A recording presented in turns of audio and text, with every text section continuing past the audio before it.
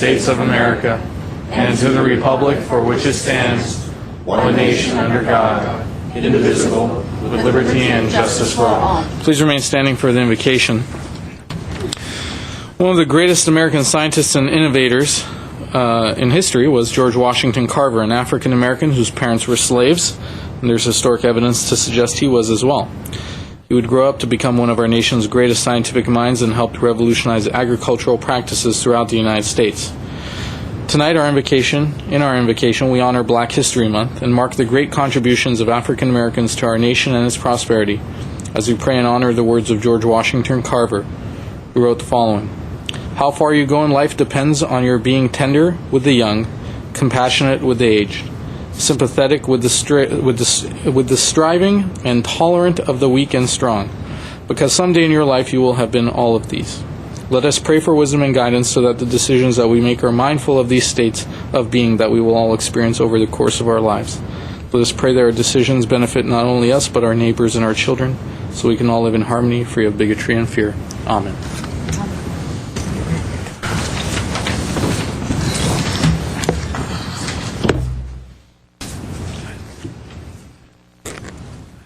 Mr. Kasakian, could you give us your report, please? The agenda for the February 17, 2009 regular meeting of the Glendale City Council was posted on Thursday, February 12th on the bulletin board outside City Hall. Okay, thank you. And our next item, please? Next item was under presentation and appointments at 3A is agenda preview for the meeting of February 24, 2009. Okay, let's go to our Deputy City Manager, Yasmin Beers. Mr. Mayor, members of the City Council, there are no business agenda items for the Glendale Housing Authority for February 24th. For the Glendale Redevelopment Agency, there's an item, Director of Development Services, the Glendale Arts Quarterly Report for the second quarter of fiscal year 2008-2009, and 2 redesign refurbishment projects for the Alex Theater. We have a joint public meeting of the Glendale City Council and the Redevelopment Agency at 2:30. City Manager regarding Luna Playhouse's request for city funds for continued operational costs. And a public hearing, Director of Development Services regarding the Glendale Triangle Project, 3900 San Fernando Road, approval of Stage 2 design, parking exception, and environmental impact report. For the Glendale City Council meeting at 6 p.m., under consent items, we have Chief of Police, recommendation to destroy certain police department records, documents, and papers. Director of Parks, Recreation, and Community Services, proposed Glendale Narrows River Walk project. Under adoption of ordinances, urgency ordinance extending a moratorium on the installation of certain commercial wireless facilities within the city of Glendale and declaring the urgency thereof. Under action items, City Manager regarding noticing policy. Fire Chief, provide professional emergency medical services, nurse educator to the fire department. Director of Public Works, parking facilities property management contract for the city parking structures and the Glendale Transportation Center. City Attorney, the ethics report. Under hearings, Fire Chief, 2009 Annual Weed Abatement Program, and Director of Planning. This is continued from 2 other dates regarding proposed ordinance amending Title 1, 2, and 30 of the Glendale Municipal Code and the South Brand Boulevard Specific Plan relating generally to the codification of zoning code interpretations, miscellaneous revisions, and minor cleanups. That concludes my report, Mr. Mayor. Okay, thank you very much, Ms. Beers. Our next item, please. Our next item is City Council and staff comments. Do I have any comments, Mr. Weaver? No. Mr. Quintero? I was watching the news last night and saw where the city of Los Angeles is replacing their mercury vapor streetlights with LED light-emitting diode fixtures. And, of course, they were touting the great cost savings. I was wondering if we could get some information on that, Mr. Zern, or if that's in the GWP purview, just to see what the initial swap-out costs are and if there's any recoupable electric savings as we compare the usage for both those types of fixtures. Might be interesting to see. So, thank you. Okay. My announcement has to do with the Montrose Founders Day, the 96th birthday of the town of Montrose. They only look like they're 95. Was scheduled for this upcoming Sunday. However, it appears that because of weather, apparently we're going to have some, like we've been having, so that will be postponed for a week to the following Sunday. To those of you who were planning to attend or want to attend or weren't going to be able to attend, or my colleagues who plan to attend because you all usually are included in the festivities, like to... Rain or snow predicted? I believe rain or just extreme cold, so I think that was the issue. Anyway, so I wanted to announce that. The other comment I have is about the passing of Darren Silverspar, and I'd like to read a little bit about him and ask that my colleagues join me in adjourning the meeting in his memory. After a brave 4-year neurological struggle, Darren Silverspar, 49, passed away peacefully at Glendale Adventist Hospital, surrounded by his family and many friends on Monday, February 9th, 2009. He was a resident of La Crescenta, graduated from Crescenta Valley High School in 1978, and after training at the West Valley Occupational Center, he worked as a mechanic in La Cañada Flint Ridge. Working at Dave Silverspar's union service at the corner of Angeles Crest Highway and Foothill Boulevard for 31 years with his father, and if you grew up in the area, that's sort of a local landmark. He enjoyed the art of auto mechanics, provided excellent service to his customers, and fostered confidence in all business relationships. It was obvious in the repeat customers he influenced everyone. Everyone who met him, young to old, client to auto parts supplier, and all were left with a positive impression. His passions were healthy running and his faith. After a false diagnosis of multiple sclerosis in 1995 and treatment for it for over a year, Darren proclaimed with vigor, "Not only will I walk again, but I will run," and he did just that, joining 2 different running groups and competing in numerous full and half marathons, including one in Maui and his dream of the Marine Corps Marathon in Washington, D.C. He cherished the camaraderie of a group of runners that he had a membership with the Los Feliz Flyers, which is a Pasadena-based running group. Darren's Catholic faith was always a positive influence in his life. His devotion to Our Lady of Lourdes Church in Tujunga included being a Eucharistic minister, a Knight of Columbus, and his continuous involvement at church functions. During football season, he also volunteered at St. Francis High School, where his son Ryan received an excellent education. His faith in God got him and his family through many trying times. As with his running, he never gave up. Darren was a loving and devoted husband and father, and he is also survived by his parents, Dave and Myrna, and his brothers, Daryl and David Michael, numerous family members, and many friends. He will be missed, and he will be missed in particular for his loyalty, generosity, sense of fun, good humor, sportsmanship, strength, faith, and positive outlook on life. And I would ask my colleagues to join with me in adjourning tonight's meeting in his memory. The other announcement is a request to staff and my colleagues. I know that the issue of parking meters on Brand Boulevard and the new pay stations and all of that has been a subject of conversation with many constituents emailing and calling, some in praise, some saying I have a problem with this aspect or the other.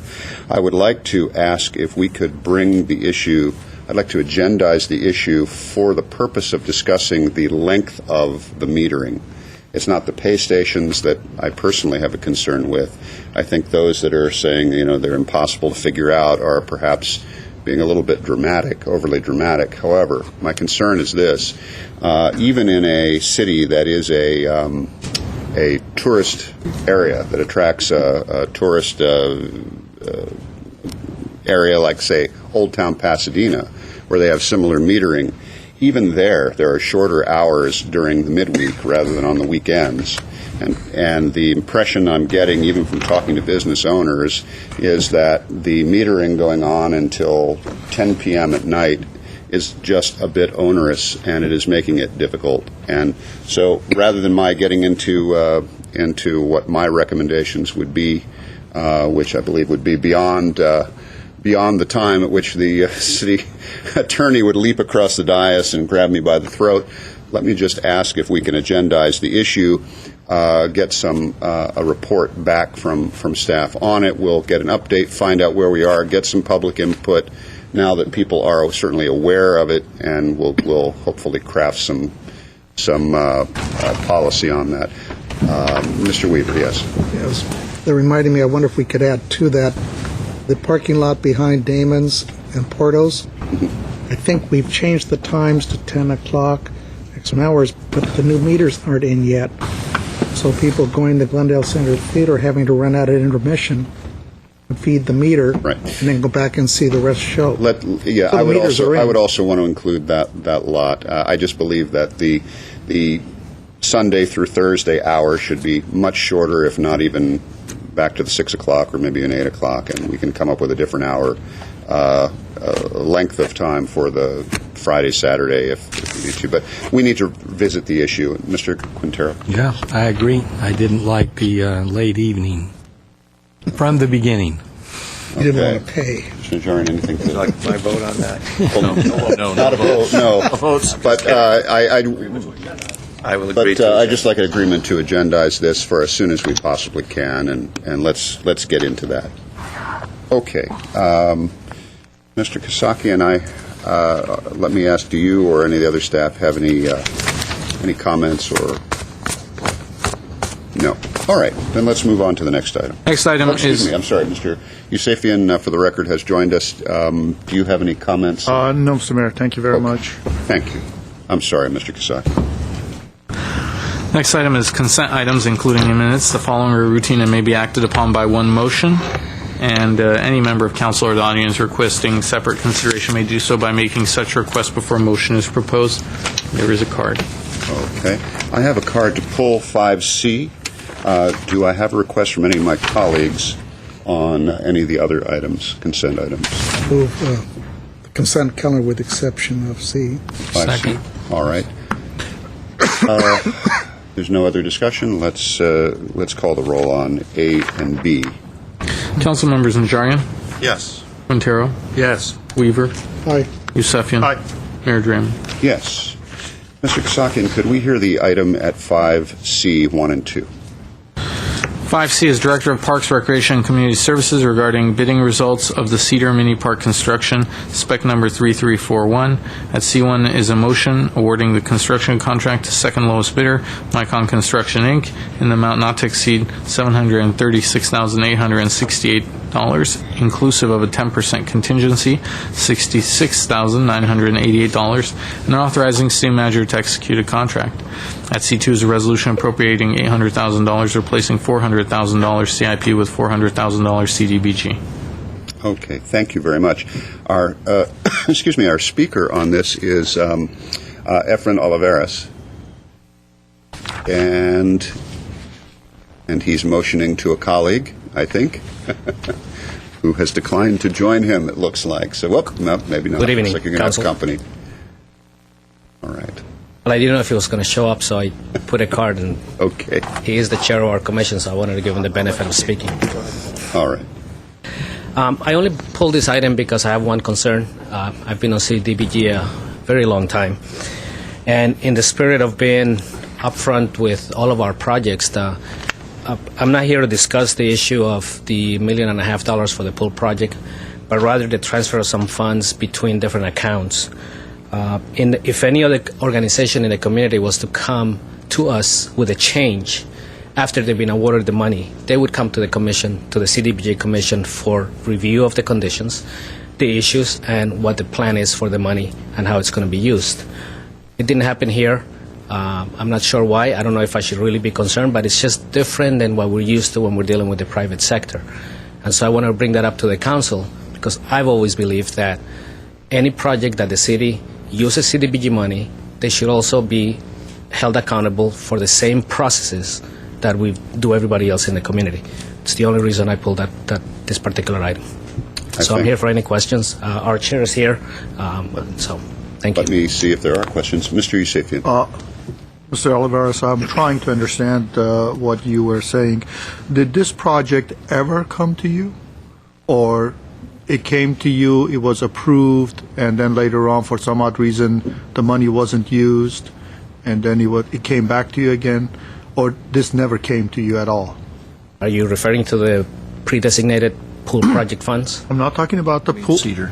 I'm talking about, this is Cedar Mini Park. So I'm asking you about the Cedar Mini Park. Did the Cedar Mini Park ever come to CDBG for funding? To be honest with you, I don't remember. They may have.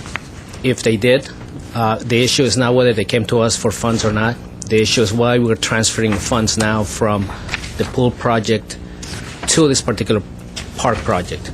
We don't have an issue with the park project. I don't believe any of us in the commission have had issue with this. It's the transfer of the funds from one to the other without coming to the commission for review.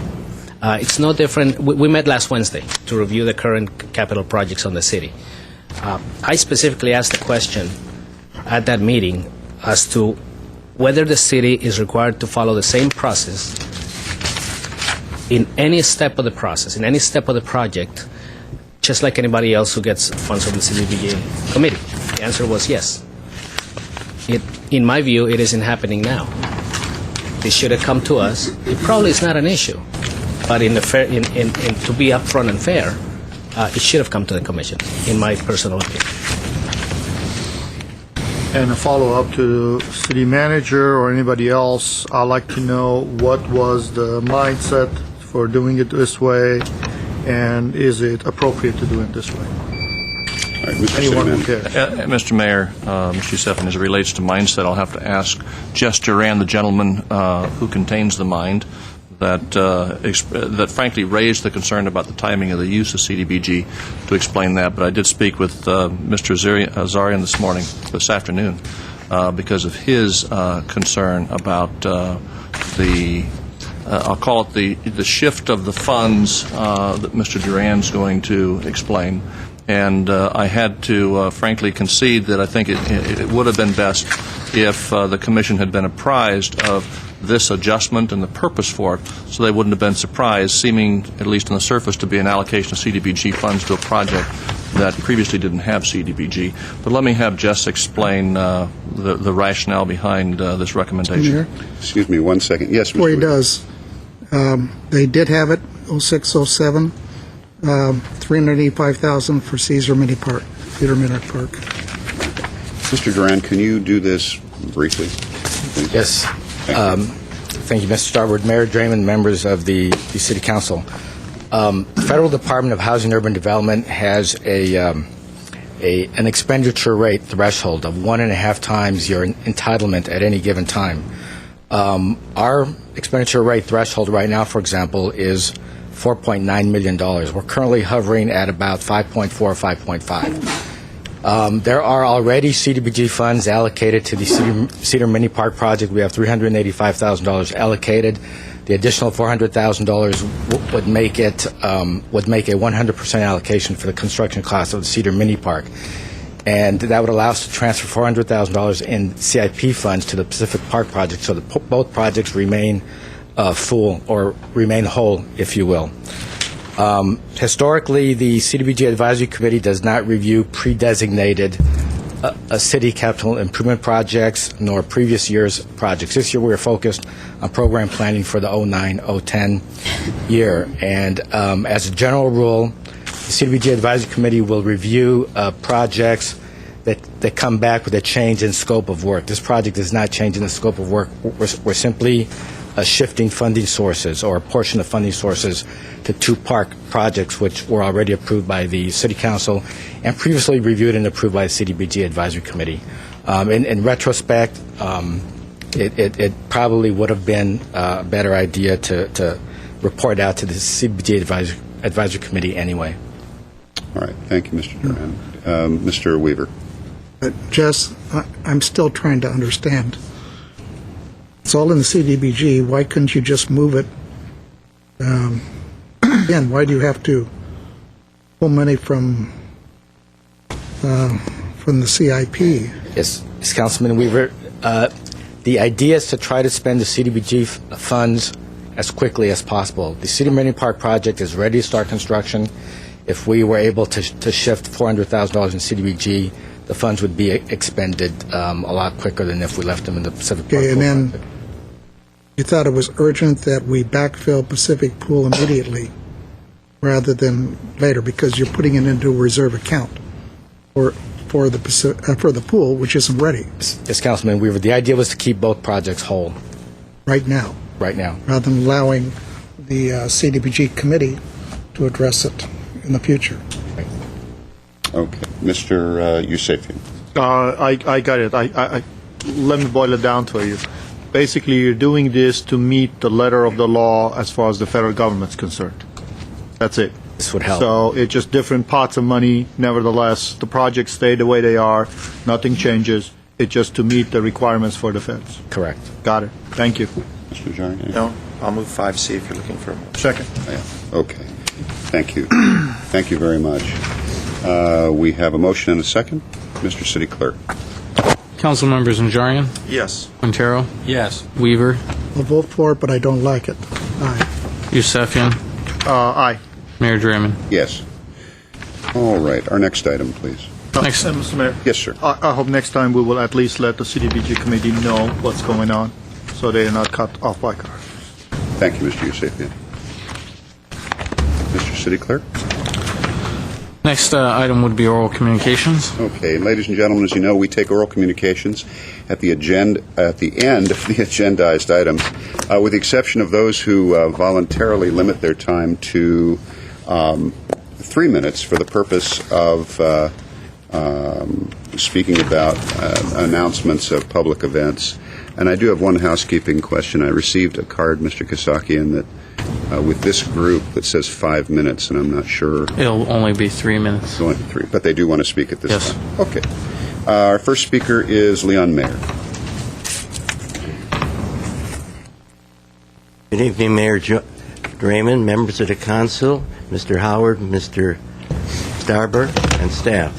My name is Leon Mayer. I'm here on behalf of the Friends of the Glendale Public Library to talk about our next presentation. The Author, Artist, and Friends series presents Ed Begley Jr., Thursday, February 26, 2009, at the Glendale Public Library. It's free, and parking can be validated through the exchange at the library. Now, Ed Begley is a prominent Hollywood actor and TV actor who has been prominent in the environmental movement throughout the United States. He's also appeared abroad with certain commissions taking strong stands and practical stands on Living Like Ed, a guide to the eco-friendly life. He will be there in person to talk about practical things that will help you do the right thing in your life at home and in business, etc. Mr. Begley is the son of Ed Begley Sr., famous Academy Award winner, and he himself, in his own right, has been a star of many TV series, and he's just completed his 48th movie. Now, that's the 26th of February. I also have with me, for anybody who's in the audience, and I've already given to the distribution to the members of the council and staff, our March and April events. Charles Phoenix, the nationally known humorist, photo collector, and the Doodah Parade Grand Marshal, discusses his photographic books, which really get you back to Americana 50 years ago. And we also have Cloris Leachman, Thursday, April 16th, and everybody has either seen her Dancing with the Stars or as the Grand Marshal of the Tournament of Roses, or winning the Oscar and Emmy and being in many, many films. And she's a fabulous person, and she's written an autobiography named Cloris, and she will be there to talk about her book and maybe we can raffle off some dances with her so we can raise some money. In any event, we have 3 great events coming up. I have the flyers on my way out. Raise your hand if you're interested. Thank you very much. Thank you, Mr. Mayor.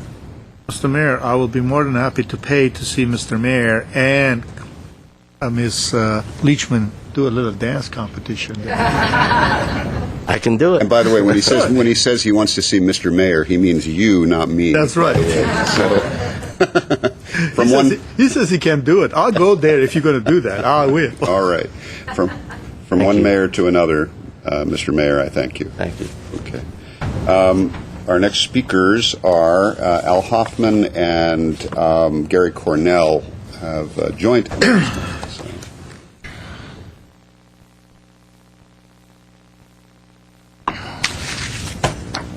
Good evening, Mayor Drayman, councilmen, staff, and public. Al Hoffman, resident of Glendale. I'm here this evening on behalf of the Glendale Mayor's Prayer Breakfast, which is going to be held on March 12th, and we're going to be going back to the Civic Auditorium. And I think that's going to be a great place to hold it. I wasn't involved with it back in the days they had it there, and I think it's going to be a real good place to do it. Doris Tweed announced this several weeks ago, but it takes 2 of us to replace her, as you can see. She couldn't be here this evening. So anyhow, I have flyers I'll give to you. This year's keynote speaker is Tom Dreesen. He's a comedian and actor, author, does all kinds of things. It should be a really good event. And it'll also be featuring our mayor, John Drayman will be there, and our master of ceremonies will be School Superintendent Michael Escalante, Dr. Michael Escalante. And we will have the singer, the tenor that we had last year, Gabriel Reyes Pasos. He will be there, and as well as the Rosemont Middle School String Ensemble. They were really great last year, and we asked them to return, and they were really happy to do it. And they did a wonderful job, so I think it'll be a good program. And Gary will tell you about the details, and I'll hand out these flyers you can pass around. Everybody knows the times. Mayor, members of the City Council, staff, thank you for giving us an opportunity to make this pitch regarding the Mayor's Prayer Breakfast. This is one event, Mayor, that when you look back in the city history, and this goes back 46 years now, this event, similar to the Unifest, I think unites this city as it never has been before, because we have all the different faiths, we have the religion, all under one roof. And really, that's pretty unheard of nowadays when you can do that and have a unified effort when you come out. So, as Al mentioned, we listen to you, just like you do your constituents. We had a 5-year hiatus away from the Civic, but we're back home now. We'd like to welcome you back. It couldn't be sweeter to come back to the Civic Auditorium, and it's a very proud moment for us.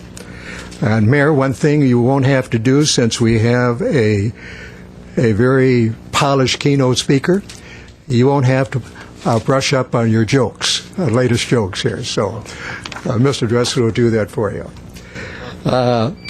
Just want to mention some of the locations that we have available where you can get your tickets and information. Glendale Chamber of Commerce on Louise Street, the Montrose Verdugo City Chamber of Commerce. And for further information on any aspects of the program, we have a number is 248-7109.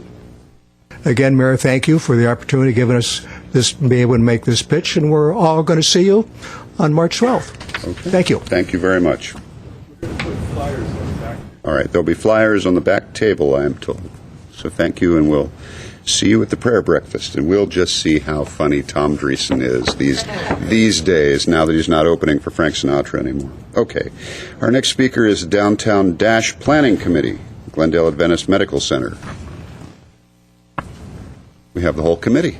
We have part of our committee here. Okay. Hopefully only one of you is going to be speaking since you have only 3 minutes. We're going to talk fast. Hi, Mayor and City Council members. Thank you so much for having us here and giving us the opportunity to present this evening. My name is Mari Abrams, and I am here with some of my colleagues from the DASH Planning Committee, Gotham Kulkarni, Elaine Miller, and Lori Brummels. We're here to talk about our 2009 Glendale Downtown Dash. It's coming up on March 8th, which is daylight savings.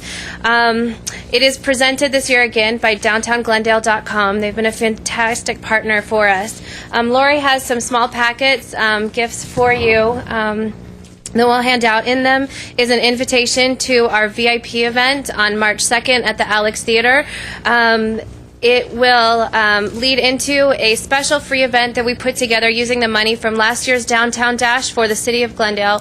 It's Jill Bolte-Taylor. She's a neuroanatomist who had a stroke when she was 37 years old, and she talks about her experience and what it was like for her and her family members to go through the care. She was one of Time Magazine's 100 Most Influential People for 2008, and she was recently interviewed by Oprah. She is a fantastic speaker, and we're very pleased to be able to present her to the community for free on March 2nd. So there's an invitation for that in your packet, and then also a t-shirt from last year's event. Yours is larger than this, but we brought this here to remind you that even kids can come and participate. We have t-shirts of all sizes, and we encourage family members to bring their whole families down. We have amazing participation from everyone. I'm going to go ahead and turn it over to Gotham to talk about a little bit about why we chose our stroke services as the beneficiary of this event. Thank you very much, and thank you, Mayor and City Council members, for this opportunity.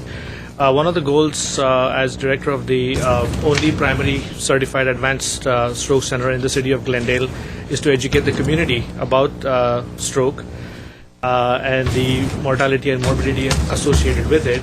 As you may know, stroke is the third leading cause of death in the U.S. Every 45 seconds, someone has a stroke, and every 3.1 minutes, somebody dies of stroke. So one of our goals is to go out and educate the community regarding the risk factors and help them adopt healthier lifestyles, and that's one of the reasons for hosting the Downtown Dash. And I'd like to introduce Elaine Miller, who organizes the All About You Wellness Boot Camp. And we have been leading an 8-week training program to help our community get in shape for this 5K race. And I'm very pleased to say that through this training program, we've raised $2,000 that we are presenting today to the Stroke Services Center. That's tremendous. Congratulations, and thank you for your hard work. That's an awfully wonderful thing. We're excited. If I can just mention that the route this year does go through the Americana. They've been a great new partner for us to bring on board. So the Americanas come on. We have a Healthy Living Expo that will be providing free screenings for community members from 10 a.m. to 2 p.m. on the 200 block of Brand Boulevard. Thank you so much. And as I understand it, I'm supposed to shoot the starting pistol that morning. So it's a very dangerous thing to have a gun in the hand of your mayor out on the streets of Glendale.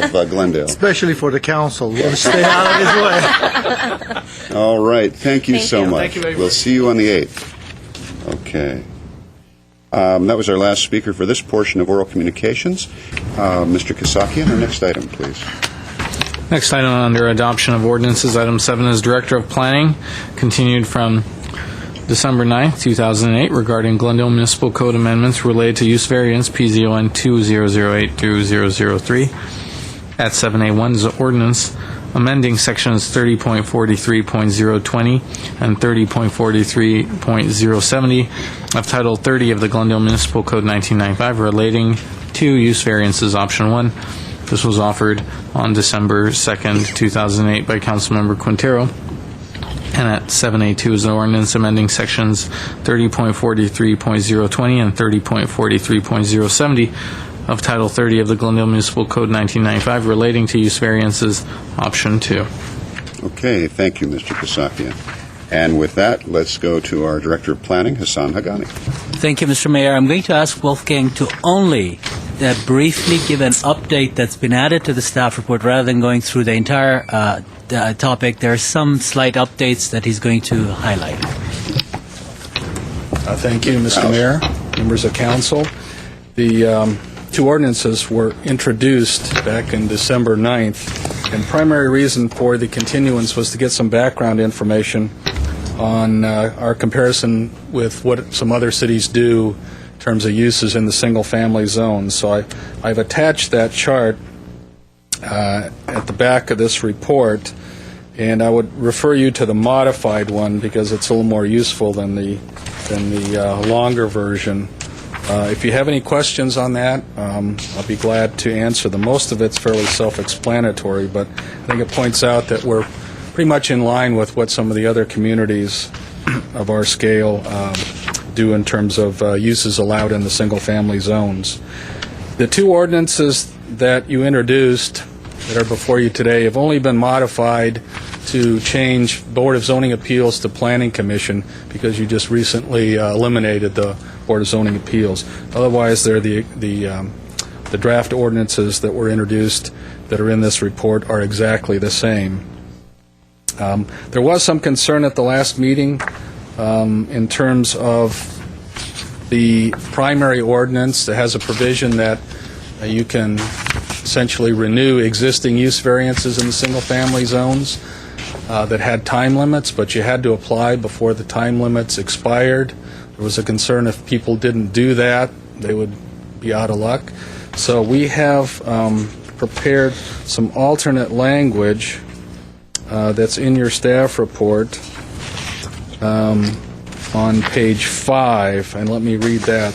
I'm suggesting a new section entitled Time Limit Conditions Voided, and that language would read, conditions of approval establishing expiration dates attached to variances granted for cases in the ROS, R1R, or R1 zones related to uses not permitted in such zones shall be deemed void and no longer in effect as of March 19th, 2009. And that would be the effective date if this ordinance is adopted today. If you choose to take that approach, then people wouldn't have to renew the existing cases in the single-family zones that have time limits. But if you do that, then the language part of the language that's in section 30.43.020 would have to be removed, and that's the part about essentially coming in prior to the expiration date. So that's an option we've added that if you like that would eliminate the possibility of somebody maybe filing after the deadline and not being able to process a use variance in the single-family zones. And we did have one new case that was added, a new use variance that was granted after the last meeting, and I've attached that as another sample of an example of a use variance. Other than that, we haven't made any changes. So if there are any questions about that survey of other communities, I'd be glad to answer them. Okay, thank you, Mr. Kraus. Mr. Quintero. Mr. Kraus, I have a question on the time limit conditions. How does that work? Then, in effect, they're there in perpetuity? Perpetuity. Forever. They're there forever? How does that work? Right. Well, not all use variances that are in existence now have time limits. It just depends on the type. For example, one of them in your sample that you've had is a use variance for an expansion of a duplex. Since that involves some physical construction and a residential use, the hearing officer didn't think it was appropriate to put a time limit on that. So that's an example of one that wouldn't have to worry regardless of which option you chose. But most of the other ones that we've granted throughout the years have time limits. Sometimes they're as long as 15 years. And so when those time limits run out, people would normally come back and apply for a new case.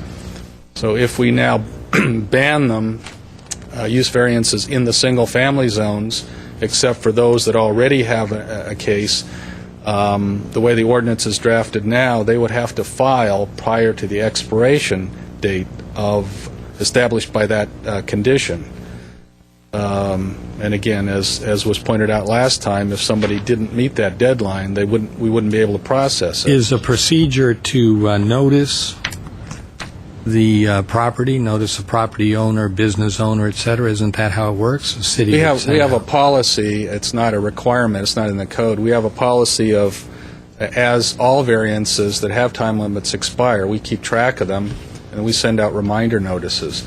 But that doesn't mean that people always file on time. So, well, I wouldn't have a problem sending out the notices, et cetera. Maybe even there could be a gray period where they might have to pay a little extra money. They would get their sort of day in court. But I just don't understand the idea of not having a time limit. Time limit? Well, again, not all cases have time limits. So yeah, I can see. Yeah, this was an attempt. Physical situation, like you mentioned, a duplex and so forth. But if you're operating a daycare center or whatever it is that you're doing in a single-family neighborhood, I think there have to be kind of limits on it, and then get to reapply, so to speak. Yeah. Again, the danger is when they expire. Technically, they're expired, and you really have an unusual situation then, where you're essentially, they have certain rights, but if they're not being processed, how long do you wait before say, well, you can't, you're out of luck, you've got to close down? And so this automatic clause eliminates all of those conditions, voids them. I know as staff we've talked about this, and there are certain situations where we don't really support that either, but we thought, given the history and the types of things that we've granted, that we didn't really see a problem. Some of the private schools have 15-year time limits now. So, again, it's at your option. That's not the way the ordinance was introduced, but for those that are concerned about that, that's optional language. All right, let me go to Director of Planning, Mr. Hagani. Well, the only reason that after this was raised in the last meeting, we really gave it some thought was that it's something, 10 years from now or 15 years from now, it could be some use that's really near and dear to the community, and they will miss the deadline. Staff may or may not remember to send them, as it's our policy, it's not required, send them a notice, and even if we do it, there's no guarantee that they'll apply. And then once they are out of luck, it becomes a huge community issue. So this is just a way to prevent such incidents, because it happens with us once in a while in subdivision cases that people do not come to get an extension, and they pass the deadline even if we have told them or sent them a letter, and then it becomes a major issue try to figure out a way to send them to process the same application again. In this case, some of these uses would have to shut down, and that may not necessarily be something that the community wants to see. All right. And traditionally, when we've renewed these, we in the past, at least in the last few years, we haven't really modified the conditions. I mean, most of the time, we found that the old conditions still apply in the last 4 or 5 years, the ones we've renewed. So, again, we've thought about it, and based on the small number of cases that would apply to, we don't think there's much danger. And if people aren't complying with if applicants aren't complying with the conditions of approval, we can always set up a revocation hearing. All right. We'll go to I just Mr. have one Quintero more to follow comment up. or a question. I guess what concerns me is the idea that sometimes a use may sort of morph. So you've got an existing, whatever it is that's going on in this, and we're only talking about residential neighborhoods. The single family, right. So somehow this situation sort of morphed through new ownership or whatever it was, and yet it's just there. By right now, there's no time limit on it. It could always be revoked. Now, is that a higher standard if this sort of use morphs into something that wasn't original? Well, again, staff would determine if that morphing is still consistent with the original grant. If it's not, would mean they weren't complying with what the grant was for, and perhaps some of the conditions of approval. So we set up a publicly noticed hearing to consider whether or not the case should be revoked. Normally, we would, through neighborhood services, we would advise them, we think you're not complying with this case, you need to go back and comply and take care of these conditions.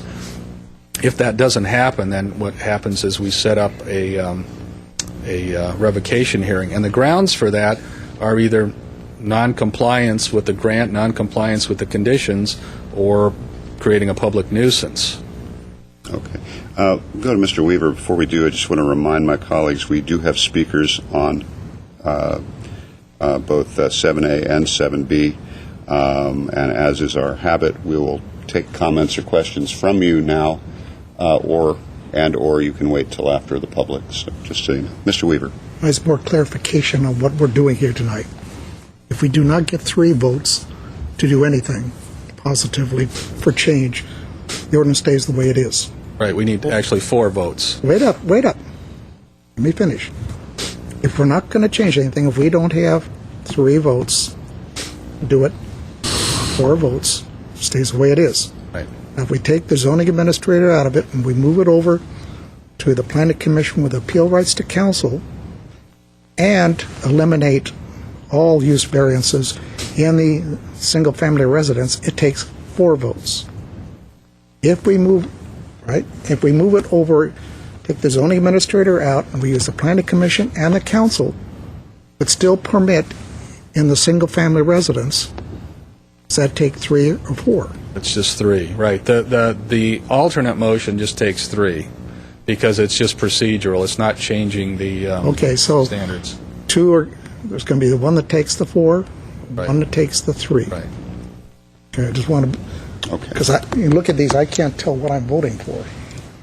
Yeah, the alternate, basically just, you're still allowed to process use variances in the single-family zones, but eliminates the zoning administrator as the initial hearing. That'll all be what we are doing between the 3 and 4 vote. Okay. Mr. Najarian, anything further? I'll wait for the public. Mr. Yusefian. I have a concern about the new language that has been added. I was in BZA for 5 years. Generally, for use variances, if you have not used the same use for about a year, you lose it. That's correct. It's gone. So I think on the issue of the applications should be something similar to that. So if your time is up and you have not filed within a year, I think you should just, that gives ample time for staff, if they didn't catch it, send a notice, and also it gives them an opportunity to have a whole year of catching that and coming back. My concern the first time is if they forgot and they're late 2 days and all of a sudden they go, sorry, you're off. But on the other hand, I think it's way too liberal to go out there and say, no time limit at all. And gee, I forgot to file my application, it's been 5 years. That kind of leaves you in limbo.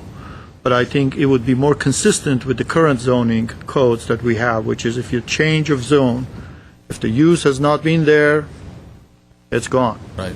If it's now I'm more non-conforming, comfortable with right. that to stay consistent with the rest of the stuff that we have rather than create even more confusion. Well, that would be another option. The way the ordinance that was introduced was drafted, it says you have to file prior to the expiration date. That language could be changed to say you have to file within 1 year of the expiration date. Right. And that's which is consistent with the other one that we have. Right, I understand. I feel more comfortable with that instead of having this loose end completely. I don't know how the city attorney feels about that, but it's always uncomfortable when you have somebody operating basically in violation of the code For too long. For too long, right? The second question I have is, this is what was brought us into, is my concern is not about new uses. Right. My concern is more about existing uses, mostly our churches and schools, and those are the ones that I'm worried about. And we talked about the grandfathering issue, and the problem with that was that you were not able to go ahead and do major modifications to the building, because the minute you do some addition that's over 99 square feet, now all of a sudden you're facing this law that says, sorry, you just can't do anything. Is there a way to deal with that? If there was a way to deal with that, I'll be more than happy to vote for the first ordinance, because I do not intend to increase more nonconforming uses. Nevertheless, I have to be sensitive to the existing uses, which are schools and churches. Well, you could always modify the ordinance even more to say you can't apply for use variances in the single-family zones except for private schools and churches. What if we just say that from now on you cannot add to any more? Okay, and So well, you this could way, make it even more. so the existing Right. ones have an opportunity to do some expand. modifications, but no new uses are allowed in the single-family houses from now on. None. You could write it that way too. That would be even more complicated. You could say, make the exception. You can't have use variances in the 3 single-family zones, except for, again, depending on how we go with the cutoff point, except for modifications or expansions to existing churches or schools that already have an existing use variance. Prior to today's That don't, well, again, are we talking about expansion beyond the borders, the site boundaries, or just expansion within the current site? We'd have to know that too. Well, within their property. Within their property, because, right, all right. We'd have to make that clear too then. All right, Mr. Weaver. In your research of other cities, what do most cities have? Do they have use variance in single family? No. Most do not. Most do not. The overwhelming majority do not. Do not, no. So we're one of the exceptions. Yeah, I think us and Glendale and Torrance are about the only ones that I'm aware of that around here, charter cities that do use variances of any kind. Remarkable. Okay. Mr. Ninja. I'll wait for that. I have All some right. questions. Let's go to the public. Our first speaker is Rick Barnes, followed by Gary Stewart.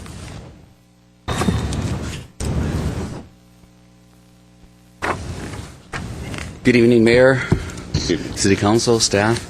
I have a little problem with this in the fact that in selling real estate, we come across properties, and Glendale is a very unique city because you have, I've sold some homes that were built in the late 1800s.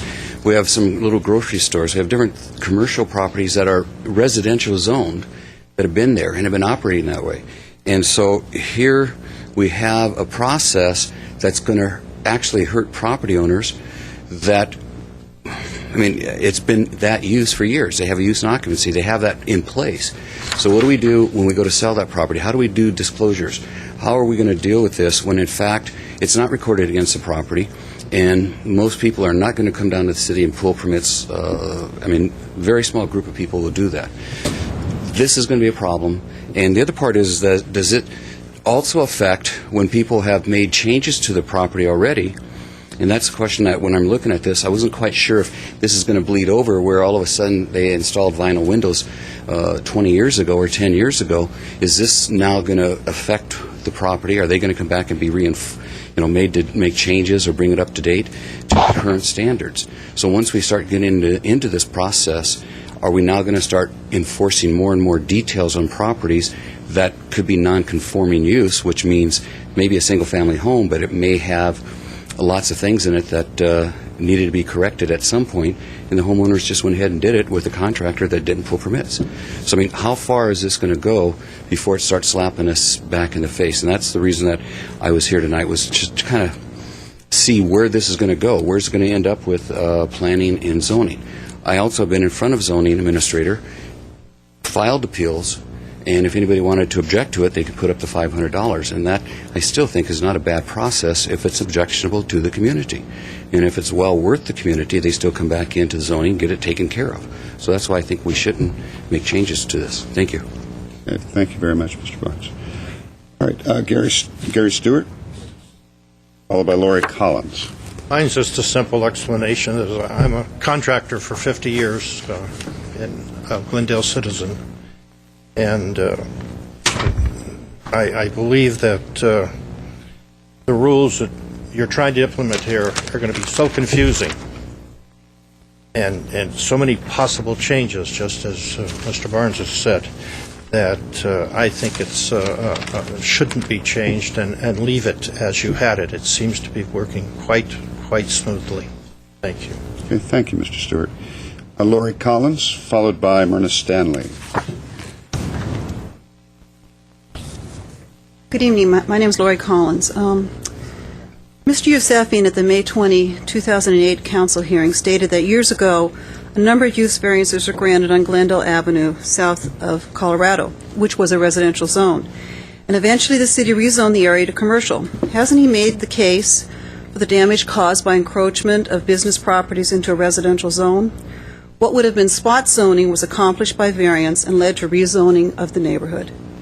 It is my concern that the city gives greater weight to new development and business interests than it does to preserving the quality of our residential neighborhoods. Area 14 and the Howard Street condo project are good examples of instances where residents pleaded with the city to preserve the character of their neighborhoods and were turned down and even berated by some city council members. The city argues that a use variance is a relief valve. The California Court of Appeals, in a case involving the charter city of San Francisco, reversed the grant of a use variance to permit an R2 use in an R1 zone, in part, and this is in quotes, it would be tantamount to an amendment of the zoning regulation in the guise of granting a variance. The city has made the argument that the recent history of applications for use variances indicates there is no problem that needs to be addressed. No problem could mean no opposition, or neighborhood ill-equipped to file opposition, or lack of effective notice.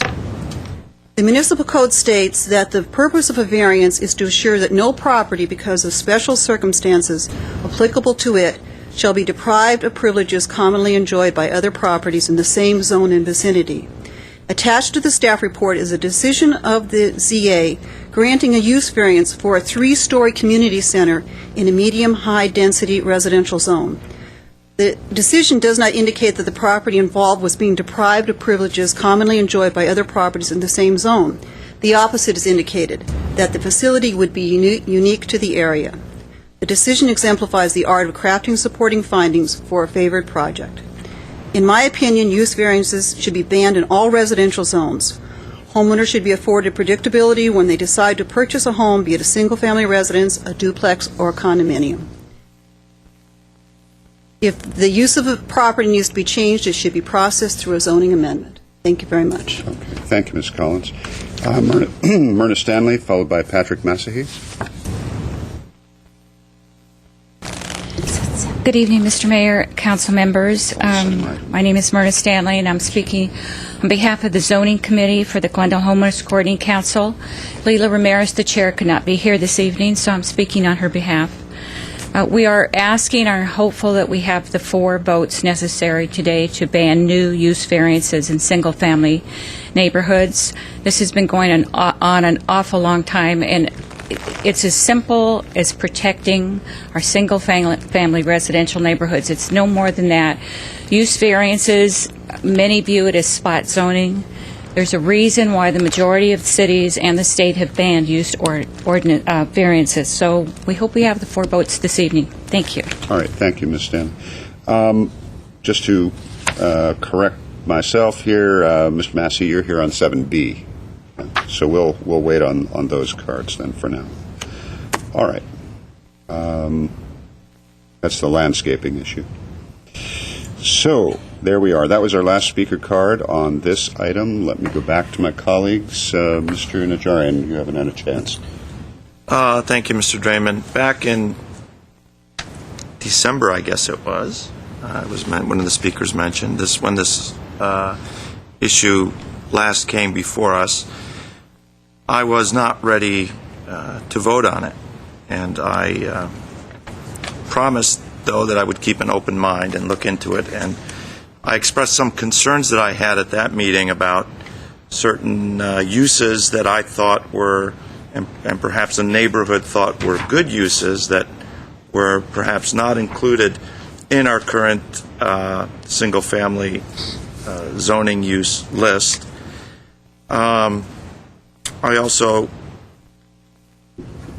looked in the future and assumed that there may be other uses that we can't think of today that would be acceptable and welcomed uses in the single-family residence zones at some future date, and wondered how we would deal with that. And I also was concerned about those property owners that had an existing use variance in the single-family residential zones. And I was worried about the instance where, through their neglect or inadvertence, forgot to reapply for the use variance at the end of their time period, and thought that should we ban use variances, then it would be a rather draconian result if they turned in their application too late.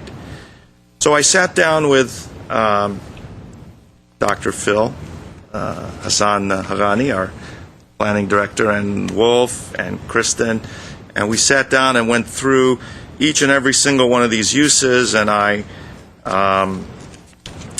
wasn't a cream puff meeting. We really twisted this and tried to look at it from every single angle in terms of the concerns that I had. And I did have many of my answers, many of my questions resolved. The neighborhood garden, or the community garden, which was the hot item, the poster child for a use that might not be permitted in the single-family zones, actually is permitted in the ROS, R1R, and R1 zone.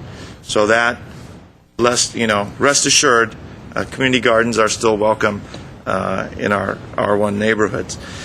We talked about things that might happen in the future.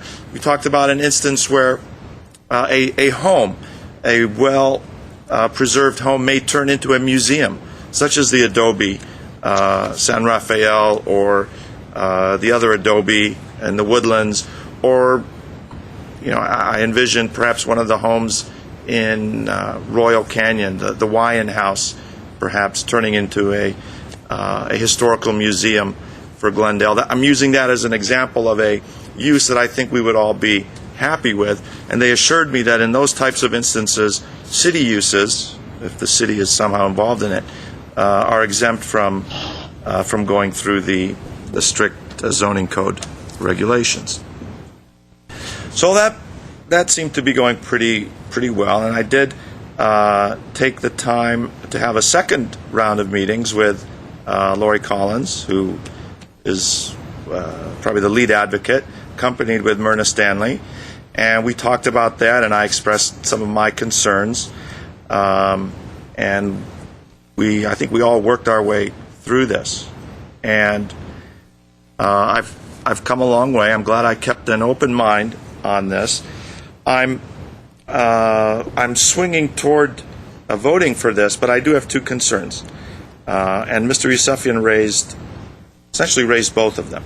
Number one is the instance where, through inadvertence, someone does not file for the renewal of the use variance in a timely manner. Wolfgang suggested removing any time limits completely, and that might be a little too generous, I think. I agree with this 1 year period of time that Mr. Yusefian referred to, but I'd like to just suggest a little modification, that at some point during that 1 year time, I'd feel comfortable if the city, by way of certified mail, return receipt requested, sends a notice of the expiration of their use variance. Some people let things go for more than a year, driver's licenses and whatnot. So as long as we know that we've done a due diligence and in good faith notified that property owner or business owner that, hey, you're expired and this is your deadline, it's 1 year from the date of your expiration, I'm comfortable with that, and I feel that strikes a good balance between those people that really are interested in continuing but are just neglectful and in disarray, versus those that really aren't intending to continue the operation and have let it just lapse.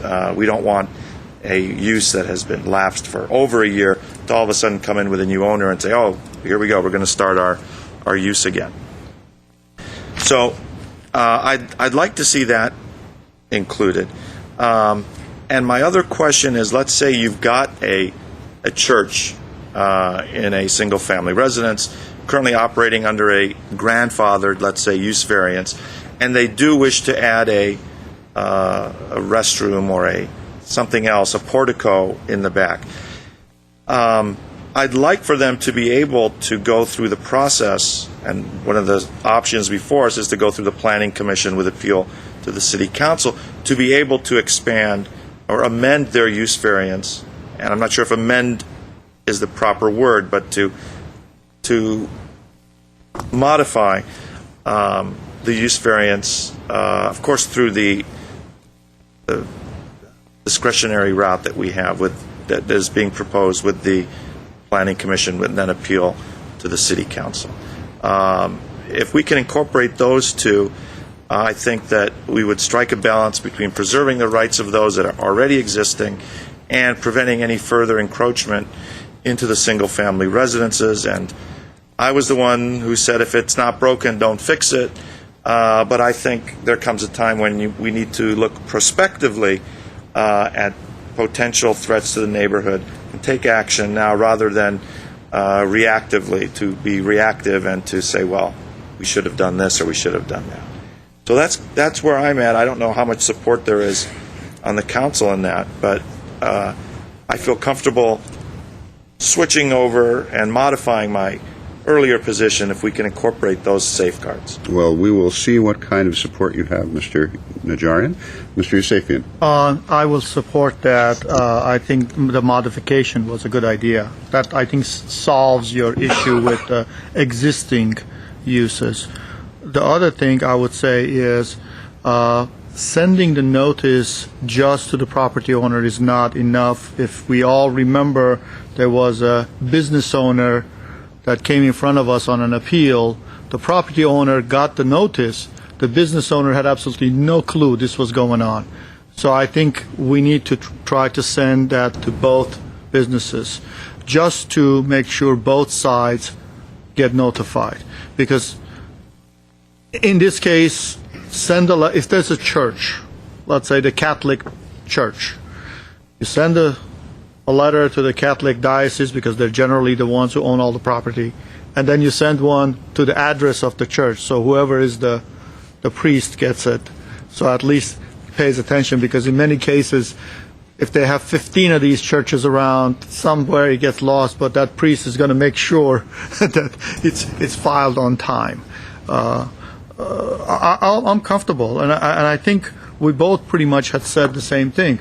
Our desire isn't to expand the use of non-conforming in this city, and we have pretty much consistent on that. I think all the council wants the same thing.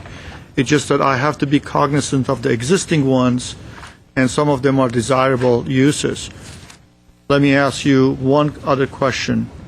If you have the museum, as he was suggesting, let's say, and they would like we did with Adobe, if we would like to buy another piece of property, there's another house next to it, which is not historic, for example, and we would like to tear that down and turn that into parking for this house that is museum now, would we be able to do that as a city?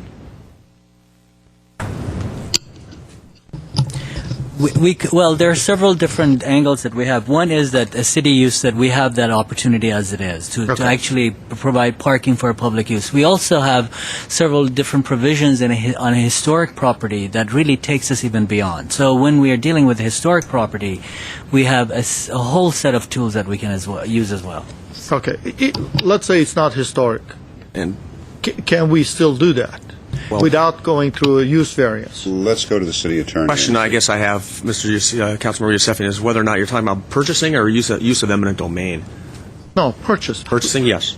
As long as it's for a legitimate public purpose. And we don't need to get a change of use variance.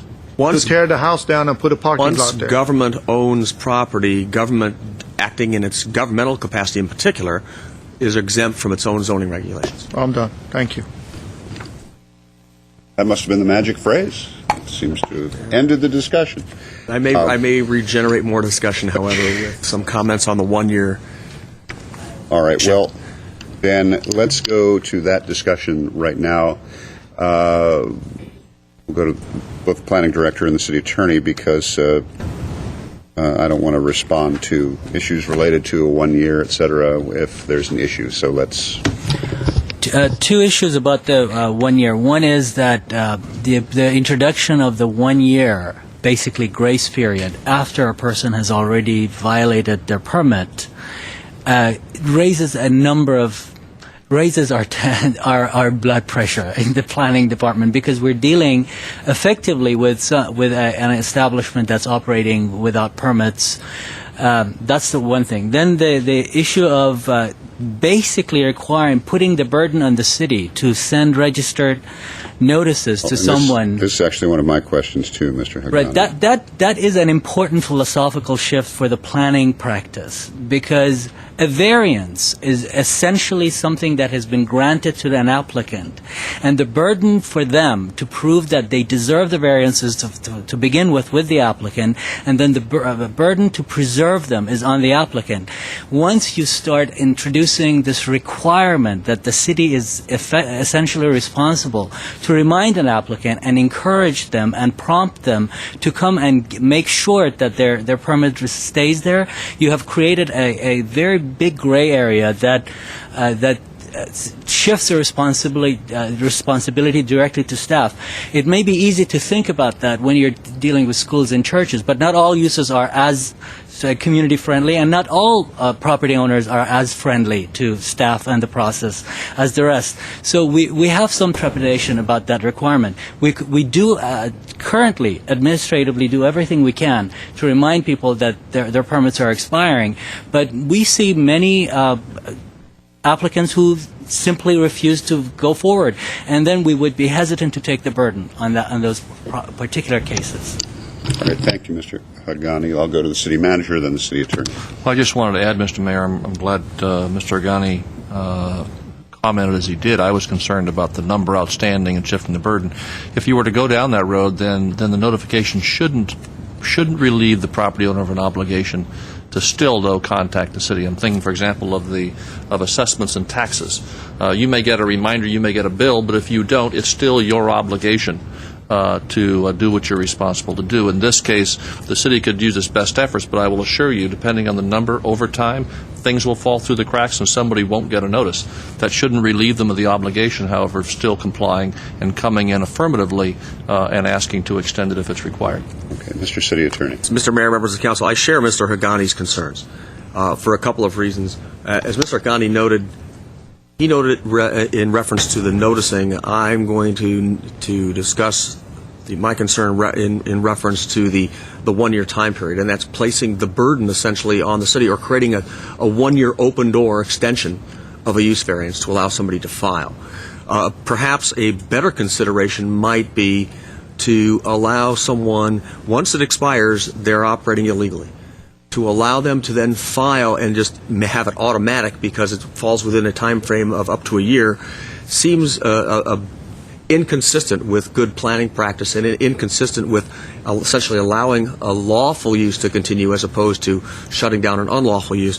If you're going to consider this, perhaps an option would be to allow someone, if the time expires, to file their application but put the burden on them to show mistake or excusable neglect in their failure to file within the time period, and then put a maximum limit on that. For example, if you file within the first 90 days and you can demonstrate the burden is on the party filing the application or the renewal, demonstrate mistake or excusable neglect, it can be relieved by whether it's the zoning administrator or planning commission. However, if it's filed any time after 6 months, you're done, regardless of whether there's mistake or excusable neglect. So you've got a shorter window to file, and the burden is on you to demonstrate excusable neglect or mistake, and then after a certain period of time, regardless of your ability, you're out. It's somewhat akin to the whole notion of abandonment of non-conforming uses. Normally you think of abandonment in terms of 1 year. This is a little different because we're not talking about abandonment. You're discussing actually someone being allowed to have a time period which essentially creates a de facto additional window to operate an enterprise or a business or a program or whatever it may be in violation of the law. All right, let it be known that the city attorney has been speaking about his issues of abandonment. All right. I just wanted to mention, I wanted to comment on those two issues and to raise an issue that Mr. Najarian, or to come back to an issue that Mr. Najarian raised. With regard to notice, that was a concern that I wanted to talk about also. I have a problem with making it incumbent upon the city somehow to, in other words, I think it should be our policy to do so, but I don't think it should be one of the qualifying aspects of this. In other words, you don't receive notice, or you say you don't, or you claim you don't, and suddenly becomes the problem for the city to make the case. So I would agree to it being a policy that we do it, as we do with many other things, but not not one of the trip mechanisms or a requirement. In terms of the limits, I also am somewhat in that quandary that at least some of my colleagues have mentioned, the difference between not wanting to have double negative here, not wanting to not have any limits as opposed to some kind of limits. I would agree with what the city attorney just suggested, which allows someone who truly has the date or just slipped by them to make the case that it was inadvertent or in error or whatever, but rather than just saying, in essence, there is no deadline and you just get an extra year. The last thing is there was a comment or a question sort of from Councilmember Najarian that we haven't touched on, and that was to amend or modify an existing use variance. And I'd like to ask you if you would comment on that. That would actually be a process we could incorporate for people, whatever the new process is, to modify a variance. They could an existing variance in an area where a variance is not permitted.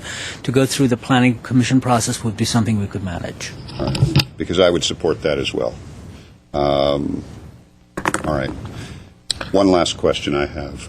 Coming back to Councilmember Yusefian's scenario with a museum or some existing, excuse me, property that has an existing use variance, and let's say instead of a parking lot, it's going to be an addition to, let's say, a museum. We're going to create an addition to the existing museum by not a parking lot, but an additional structure, and we're going to tear down a next-door neighbor property that we've purchased to add on, much as part of what is Brand Library now is not the existing Brand Mansion, but an addition. But so suppose we had to purchase a property next door to do that.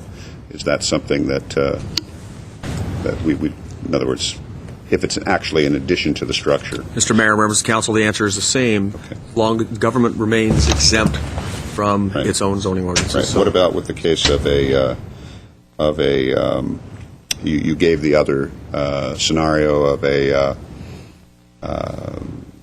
eminent domain?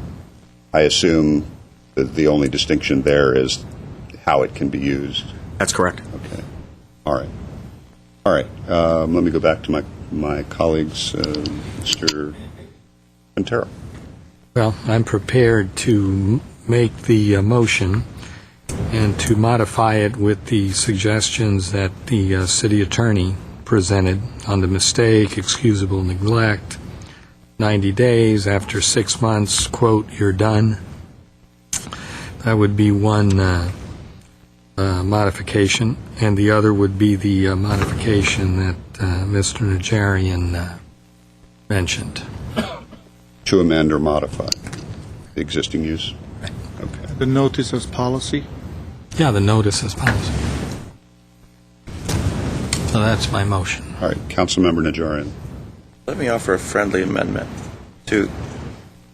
Do you ever offer any other kind of amendment? And I understand the issues of shifting the burden. I would like, people, some of these are for 15-year terms, correct, these use variances. And I'm just envisioning a business or a use where maybe it's changed hands a few times. And they know they've got a use variance, but they don't know exactly, when it expires, and they're not that good with their record keeping. I would just like some discretionary review that if at the end of that 6-month period, administratively there's no authority to do that, but if they want to appeal it to the council and explain that their bookkeeper ran off with the assets and they've changed hands a few times, at least the council can hear that and offer hear an appeal or offer a waiver under the exceptional circumstances. How do you feel about that? This is offered to... So you're suggesting an addition that would provide a further oversight beyond just making the case to, I guess, the staff that... Like an appeal process. The appeals process can be available. I think what I'm hearing, though, is an exception to the 6-month outside rule that I threw out as an option, that in the event someone has circumstances, whether it's beyond their control, mistake, excusable neglect, whatever it may be, the accountant ran off with the records or something, and that they didn't discover that until 7 months after the date, they would have recourse in that fashion. The only reason I hesitate, it's not that it's illegal, it's two things. One, you generally see some kind of an end to someone's ability to come forward with whether it's records, whether they're claiming a mistake, excusable neglect, or fraud, such as in trying to set aside a default or something like that. You can go out, and it's certainly a policy decision if you'd like to do that. If you'd like to have essentially two tiers, one at some level you come in mistake and excusable neglect, but if 6 months later the burden gets even higher, it's clear and convincing perhaps, or and the standards are higher. If you'd like to do that, that's fine. Well, but generally, you probably want to look like a statute of limitations. You want to look at an end. Let me point out that we don't have a second to that motion yet. I need to point something out procedurally as well. This ordinance is here for adoption. We will not, and I'll turn to Mr. Hagani, and I see him shaking his head out of the corner of my eye. We will not be able to draft you that language on the fly tonight. We're going to have to bring this back. Because it's not here for an adoption where we could take your comments and bring them back like we did last time to this date. We're going to have to put it over for at least a couple of weeks to come back with some language. Or a week. That's fine. So, just to clarify, you are suggesting that we not vote on this?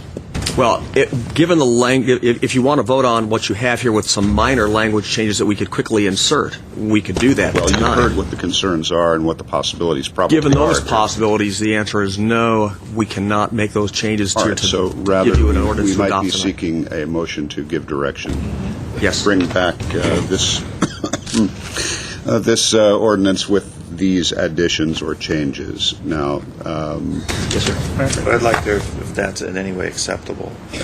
Well, let me say, in terms of the friendly amendment, look, my feeling, I think I agree with Mr. Howard. You're talking about 90 days, then you're talking about an additional 6 months. It just seems to me if this organization, nonprofit or private for-profit organization, if they're that far out of the loop, you just have to wonder what exactly is going on in this residential neighborhood. I think enough's enough. We're going to let them know by mail. I do agree it should be to the property owner and the business owner. We're going to notice them, and then we're going to give them a 90-day period, a 6-month period, and then it ends. That, to me, is... So I think I'd like to keep it at that. all right, Mr. Yousefi. Procedural question. I've been one of those people who forgot it.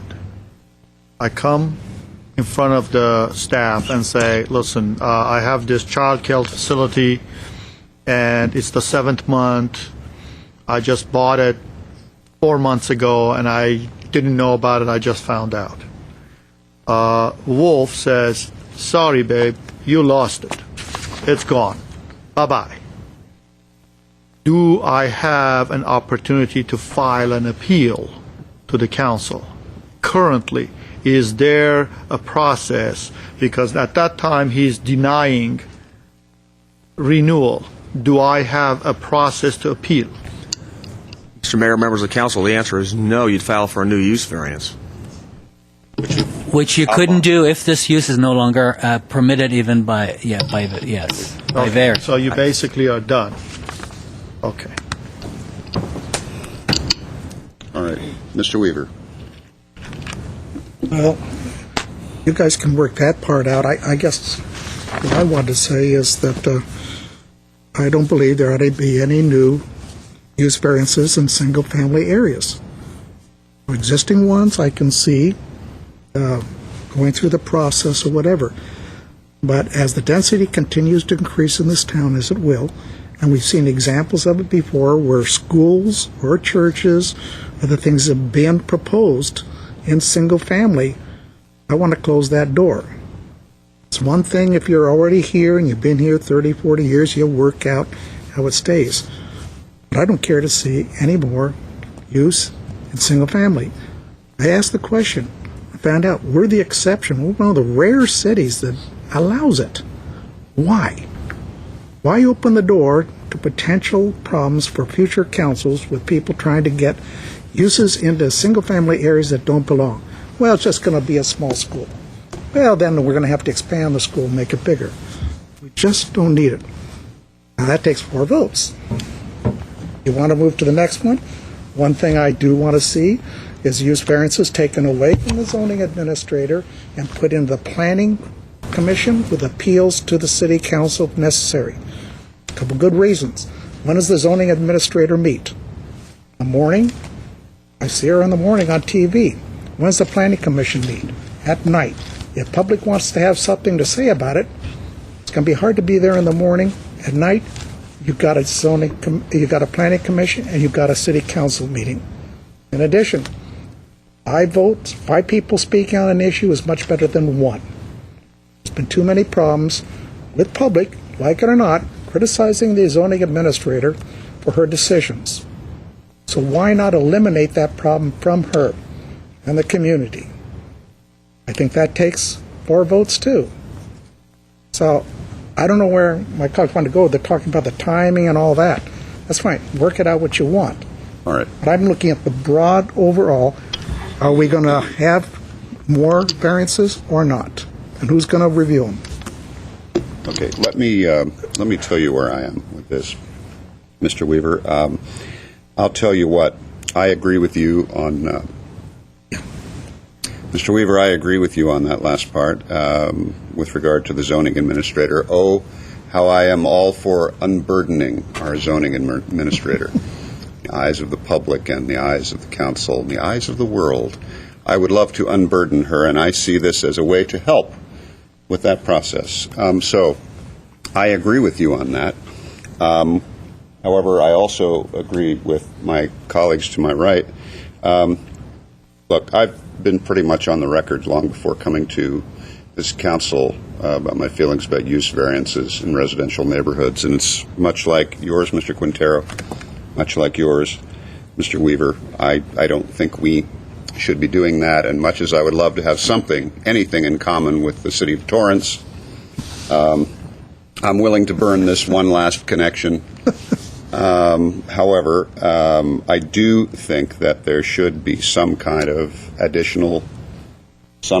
layer of appeal to the council beyond that 6 months.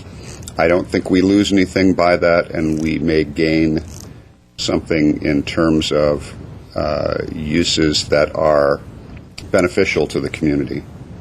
Following along Mr. Najarian's line of reasoning related to thinking proactively into the future.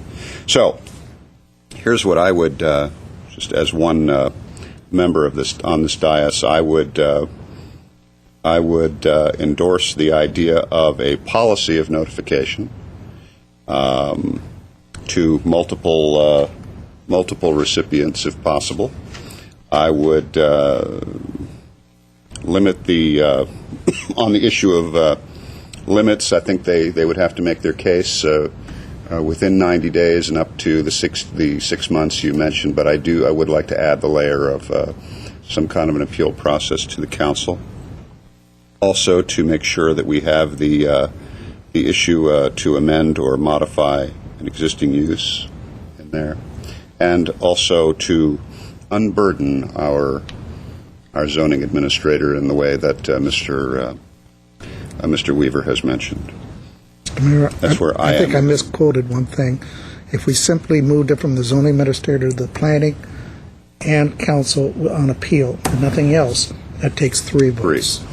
Let me go to I'm sorry, Mr. Weaver, did I cut you off? I didn't mean No, to. no, that's it. All right, let me go to Mr. Yusefi. Mr. Mayor, if there is an opportunity to appeal the case to the council, I have no problem reducing that 6 months to 90 days, because you are giving people an opportunity, a vent, that if they didn't make it in 90 days, they can file an appeal and come to city council. And that will make probably the city attorney and the rest of the people a little bit more at ease if it's an undesirable, let's say, organization. Mr. I would support your proposal with or without the shorter period that Mr. Yusefian has. Either way, I don't care. I'm okay with it. I'm fine with Mr. Quintero. Okay, I'll take those friendly amendments. But in addition, let me say, can we, in fact, just go ahead and make the decision on the zoning administrator, et cetera? Can we do that tonight? Mr. Mayor, members of council, you can consider the ordinance at 7B and adopt that tonight.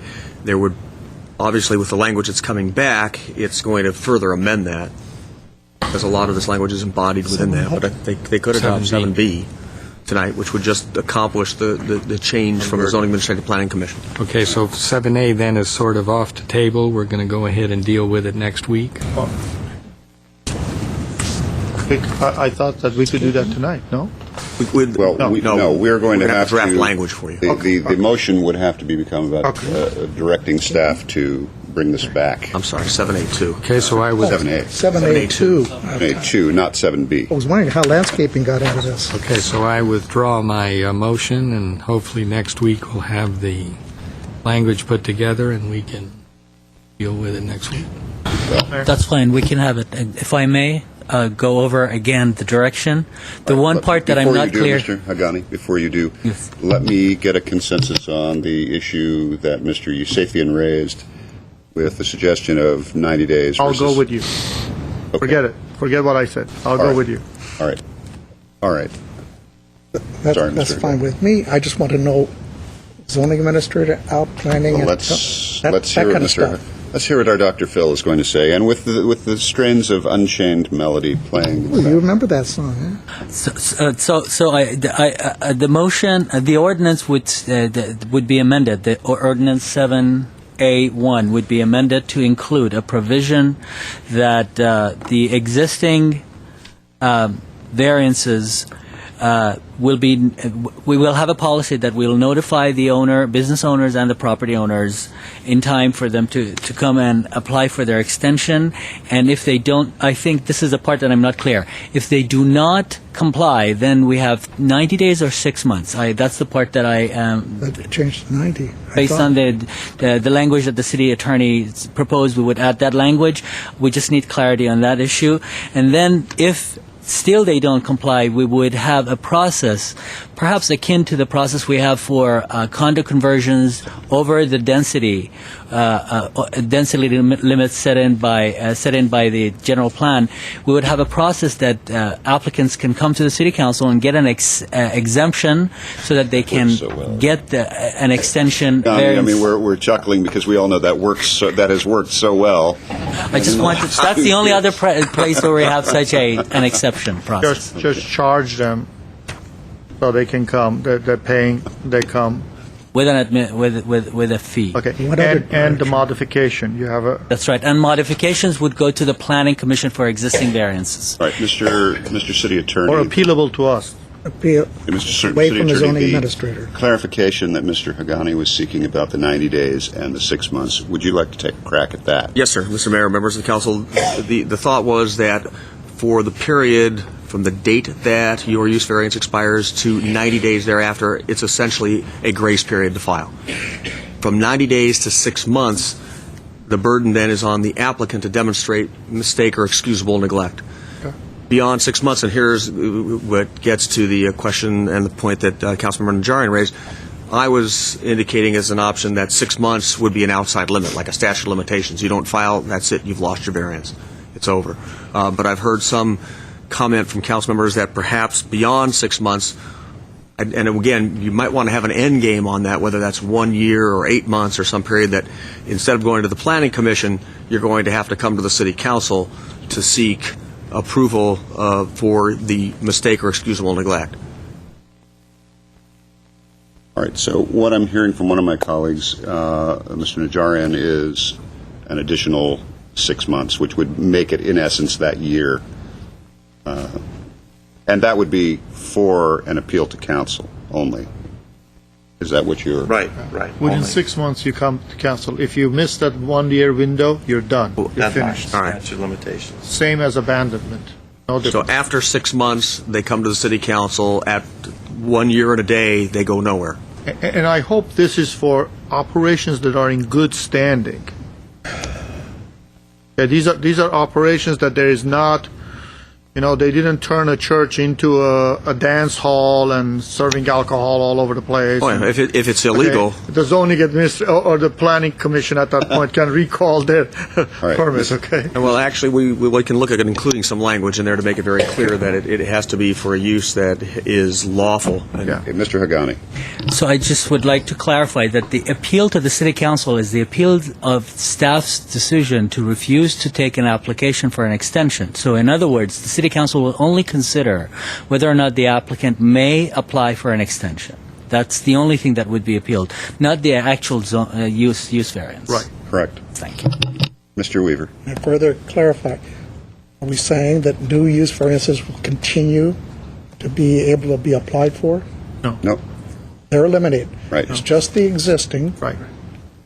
And it will go from the planning commission and then on appeal to council with the time frames, stuff, other things. Okay. Good. All right, I think you have... 96 and 6. Mr. Quintero? No, I'm fine. I think we have consensus on that. Okay. Okay, now. And that's the new ordinance coming back. That is what will come back. And that includes the zoning administrator shift. Yes. No. Unless you do that It now. could include that unless you want to do that Unless now. we want to do I'd that like now. to do that Let's tonight. do that now. Yeah, I'd like to do that tonight. I would like to shift the I'd like to move that. the procedures. Well, yeah, just move 7, what is it? 7A2. 7A2? Sure. All right, Second. I'd like to move 7A2. Second. We have a motion and a second. I have no cards on that item. Any comment from my colleagues? There are none. All right. So we have a motion and a second. Mr. Kasakian. Council members Najarian, Yes. Quintero, Yes. Weaver, Aye. Yusefian, Aye. Mayor Draymond. Yes. The ordinance is adopted. Okay. It's effective 30 days. Mr. Yusefian. I would like to make a motion. Do we need a motion to continue this matter till You next gave week? direction, I think. You've given direction, but I think But to since go on the this record, was- let's move to Let's do continue that. it if it's whether it's. I would like we're to sure make a we're able to have a motion language I- by next Tuesday. Right. I would like to make a motion to continue this matter to next week with no further notice. Second. Excuse me. I'm sort of conferring with sign language and lip syncing I with saw staff. 2 go up. And I'm hearing 2 weeks. I would like to continue this matter for 2 weeks Further notice? with no further notice. Second. All right. We have a motion and a second. Be to March, would that be March 3rd March 3rd. without further public notice? Good day. All right. We have a motion and a second. Do we have any further discussion? I Mr. do. Najarian. I would like to thank my colleagues and you, Mr. Mayor, for being flexible and permitting us to move forward on this as the way I think we're going to. Very good. Well, you're Don't certainly mention welcome. it. Yeah, don't mention it. There we are. I guess The only that's thing I want to know is how come he didn't bring any cookies for the rest of you guys? Don't know the answer to that. Mr. Kasakian, let's call the Time will roll, tell. please. Council members Najarian, Yes. Quintero, Yes. Weaver, Aye. Yusefian, Aye. Mayor Draymond. Yes. All right. Thank you very much.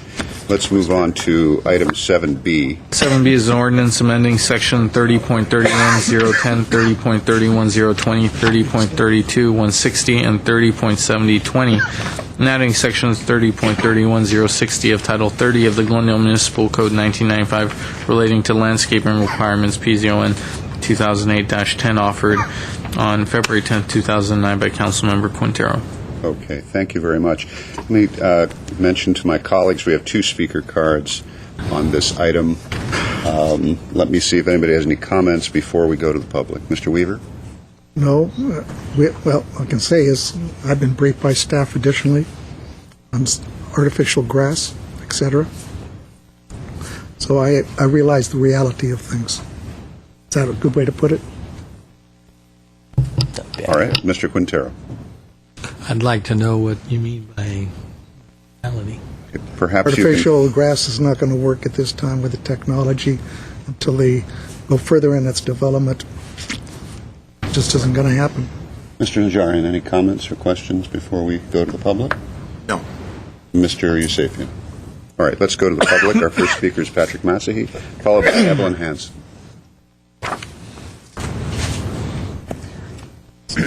Mayor Draymond and members of the City Council, I'm here to address this ordinance. There are a couple of issues that I see, and I think Mr. Weaver brought up the first one that I want to get into. Artificial grass technology has grown during the years, and there are numerous outlets that offer artificial grass with 20-year warranties.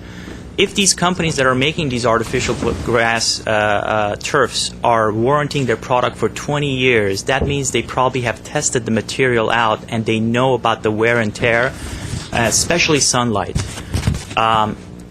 This ordinance bans R1 and R1R zones from having artificial turf. And given the current situation of the city with the water shortages and the hikes in our water rates, this is something that people should have the freedom to look at.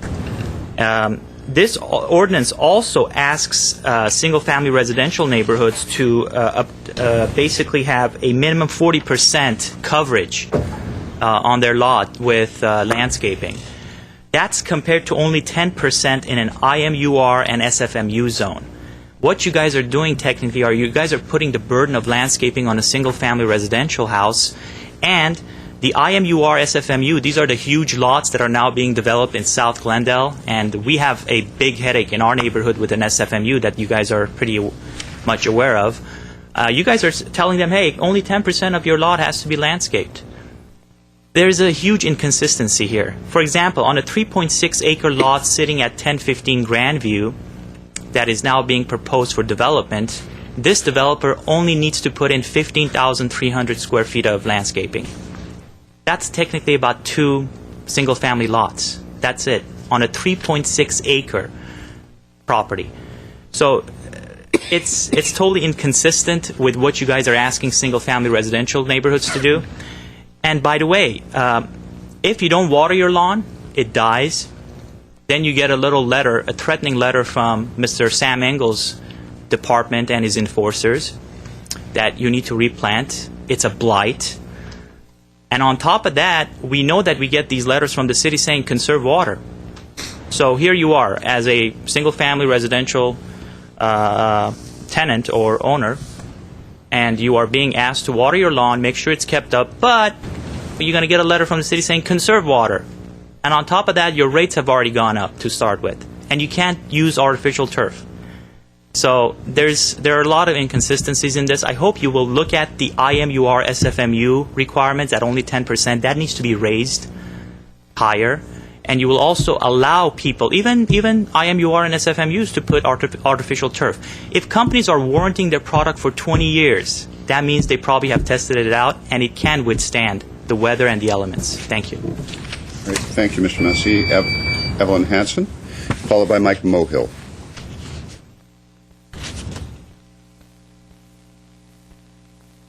Oh, good evening. Y'all knew you were going to hear from me on this, didn't you? Oh, yes, dear to my heart, landscaping. Couple of things.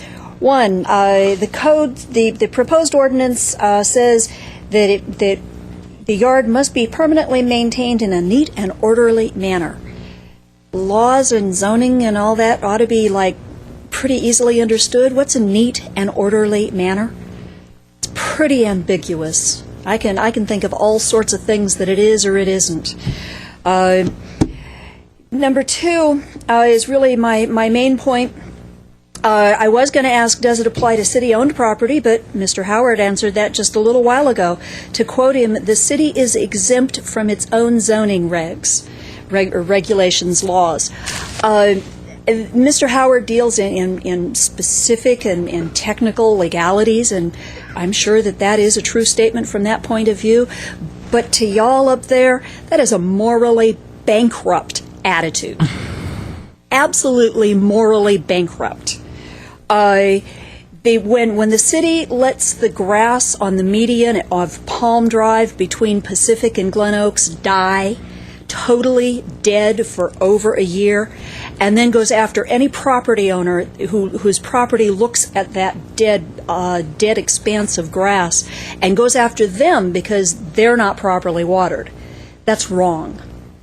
When the city lets the grass die in the park next to my house, or piles up a mulch pile 20 feet high and then files criminal charges against me for spreading mulch in my yard, that's wrong. You can't. It's just morally bankrupt to do things yourself and then turn around and come after us because we do them. Unfortunately, I'm afraid I have to agree possibly with Mr. Weaver. I haven't had hands-on with the artificial turf, but from what I'm hearing, it also seems like it's probably just not there yet, in which case, y'all don't need to be using them in the parks and the schools. Last week, we heard that there's bacteria and stuff in them, and you're putting them in with my children? You're putting my children on a known contaminated surface? That doesn't seem right. I also wonder why there's no allowance for us using gray water. You won't give it to us from the treatment plant? All right. Let me use my own water from my own sink. I know what goes into my sink, and I can go and get environmentally friendly soaps that would be okay for that water to go in my yard. But my understanding is that that is against zoning in Glendale. I'd also like to know, in the proposed code 3031-60 is water conservation. It says that they won't come after me if my lawn or landscaping dies because water rationing goes into effect under that code. Are they then going to come after me under the mysterious Volume 5 that no one but the city attorney and neighborhood services can see? I don't get to see it. All right, thank you, Ms. Hanson. But they come after me for it.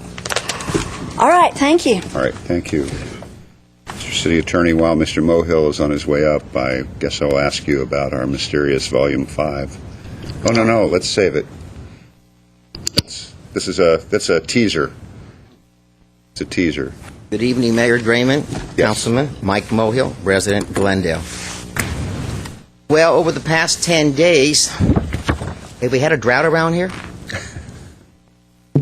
Pretty high, lot of rain lately, hasn't it, Lee? It varies every year. Some years we have 15 inches of rain in this city.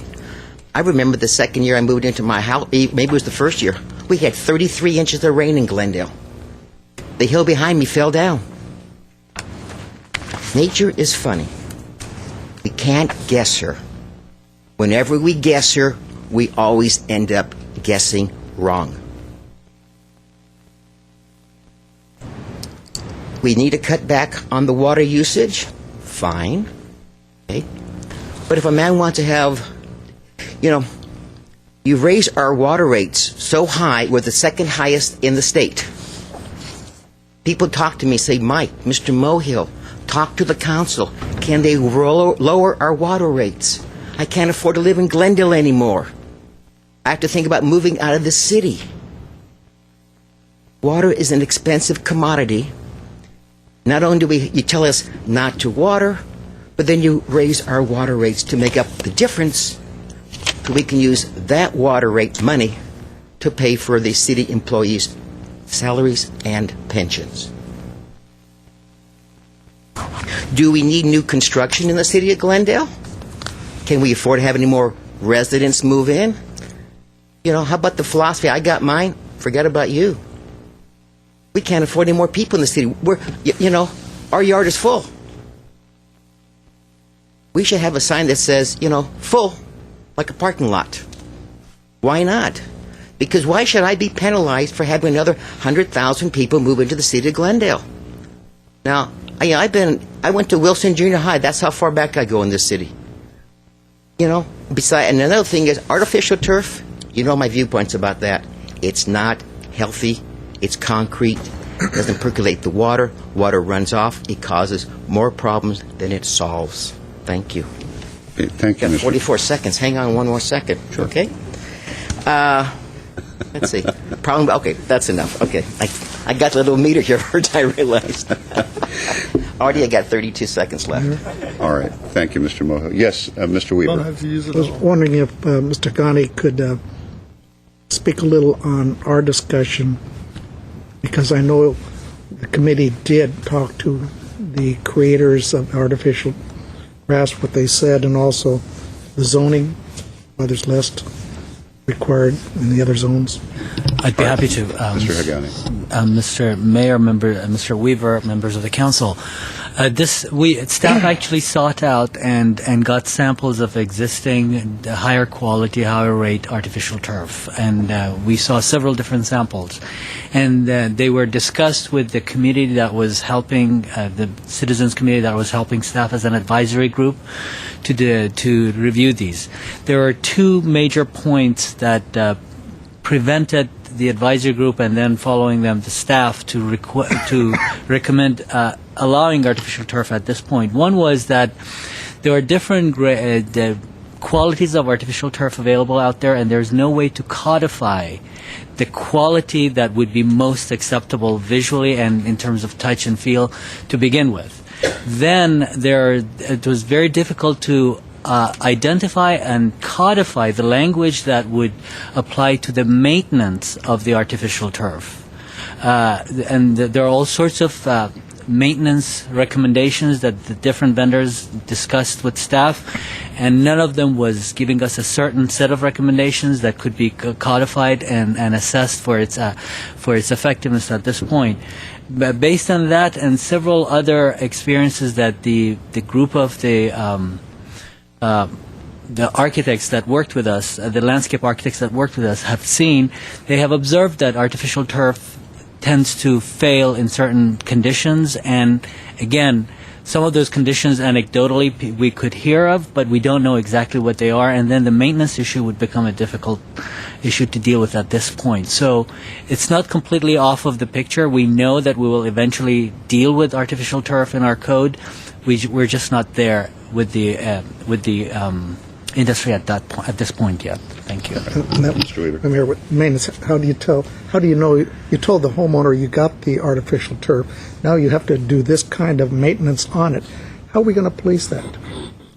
I mean, if it stays there, bacteria, Well, I think with et cetera, an et cetera. artificial turf czar, obviously, Mr. Weaver. Well, yeah, like cars are, you know. Artificial All enforcement. right. So that was the main thing. The other was the zoning. I wanted him to address. What Mr. Massey said about the 10% versus... Yes.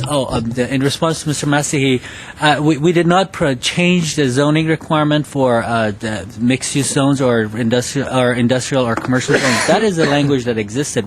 Simply, what we did, we clarified what the requirement for residential areas is, because there was some vagueness and misinterpretation as to what the zoning code meant. So what we're proposing is simply clarifying the percentages and what that means in practice. Thank you. Mr. Najarian.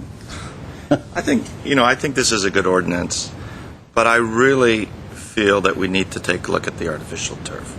Now, to throw out the point that there's too many things that you have to do to maintain artificial turf. Come on, have you ever tried to maintain a lawn? I mean, you've got to fertilize it, and believe me, fertilizing it, you get a truckload of horse manure, and you throw it out on that lawn. There's no bacteria on there? Come on, folks. Let's just be a little serious about this. You've got to aerate it, you've got to dethatch it, you've got to get those holes and then poke holes in it. You've got to mow it, cut it, trim it. There's a ton of things to do. So to say that you can't get the guidelines, or the guidelines to maintain the artificial turf aren't readily available, and therefore we're not going to let people do that, that is not a reason to do it. The bacteria is not a reason. I forgot about this manure thing. It just popped in my head. I saw Mr. Mohill, who's the fertilizer salesman, and everyone who wants a decent lawn does that, and we've all smelled it, and we want to gag when we go by and we smell it. Not to mention, the real reason is the water savings. We are going to go through a critical, and maybe we'll hear about it on maybe the next item. A critical cutback on our water supply from the MWD. People's lawns are the first thing that are going to be that we're going to save our water on. They're going to turn brown, yellow. They're going to start to look like heck. Some people who, and it's not a cheap thing, some people that want to have the opportunity to put in artificial turf should be able to do that. 20-year guarantee, I'm sure. I mean, these are the same fields that our children play on. Every single hour of the day, you go up to the sports complex in the summer months, on the weekends, our kids are there falling, and their faces are sliding in the grass, and their kids do all sorts of things. There hasn't been any epidemic or outbreak of bacteria or staph or anything like that. I think we need to give our people the option, our residents the option, to put in artificial turf. We are really facing a crisis, and sure, it's raining today, Mr. Mohill, but trust me, we're in drought conditions. Our reservoirs are way low. Our snowpack is way low. This is a critical time for us. We need the flexibility for our residents to put in artificial turf, Mr. Hagani. It's not that hard to regulate. Think of what we just do for windows and wall coverings, and look what they do in DRB. I mean, they go to the minutia. Can't be that difficult to say, here's 3 or 4 brands of artificial turf that we recommend, that we permit, to let people do that. So, other than that, it's a great ordinance. I think we're moving in the right direction, but I think we need to give a little bit more flexibility on the turf. I say something additional. Yes, for anyone tuning in with all the talk of manure up here, they certainly know they've found our city council hard at work. So, all right. Mr. Weaver. I just want to add, I want to put artificial turf in for all the reasons Mr. Najarian said. I've always grown up with regular grass. I remember a kid laying down on the grass. Pretty soon I either have ants crawling on me or other bugs, insects. Artificial turf seems like it's going to be a lot cleaner to me. Bacteria, that's a new one on me, like I said. And I wanted to put on a slope. And they said, well, the little rubber pellets that are in there that keep the green stem standing up straight, if that's what you call them, they'd all go downhill. I said, well, it's on a slope. Nobody's going to walk on it.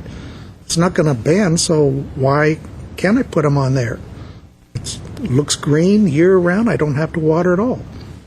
So, I'm for doing it, but when I hear the committee that looked at it, the staff that looked at it, all says it's not time yet, even though I want to do it, can we justify doing it today rather than next year or something? Because we live in arid climate, and they said on the TV again today, no matter what the rain is, we are going to be in a water shortage. It doesn't matter what's happening, it's going to be there.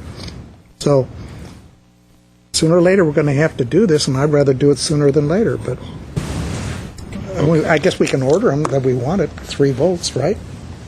Right? Mr. Hagani, I'm sorry. We will do whatever the city council desires. I must say that staff does not intend to be argumentative about this. We do not have an agenda against artificial turf. We, in fact, started this entire project with the intention to find a way to bring code language that would allow artificial turf. In our meetings with the advisory group, staff was seriously talked out of it by the members of the community that composed our advisory group, and we decided at best it's a divisive issue at this point still. So, but if it's the desire of the city council to go ahead and find language that allows it, we will do as you wish. Okay. Mr. Yusefian, any comments? Move 7B. Okay. Well, I would like to have a chance to speak on this as well before we have a second on that. I don't prefer, personally, artificial turf. However, I know some do and some would. When we discussed this the first time, my comment was that we should allow it, but allow it under certain restrictive circumstances. First of all, how it is installed and by whom, we can regulate that. that you can't install the grade that you run off to Home Depot and buy a roll of AstroTurf, for example, and lay it down in your front yard.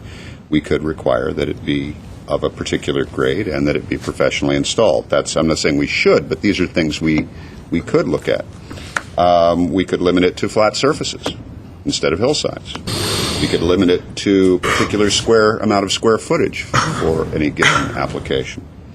We could limit it to backyards if we wanted to. I guess, and I understand what Mr. Mohill and others are talking about, the bacteria, but, and I don't know if any of you have been reading in the Times or listening to the news lately, but, the soil itself is completely loaded with all sorts of bacteria, aside from insects and so on, all kinds of bacteria, and I don't think that other than just the knee-jerk reaction to say, this has bacteria on it, I also am not seeing any studies presented here that show some high incidence of infection, death, or illness related to the use of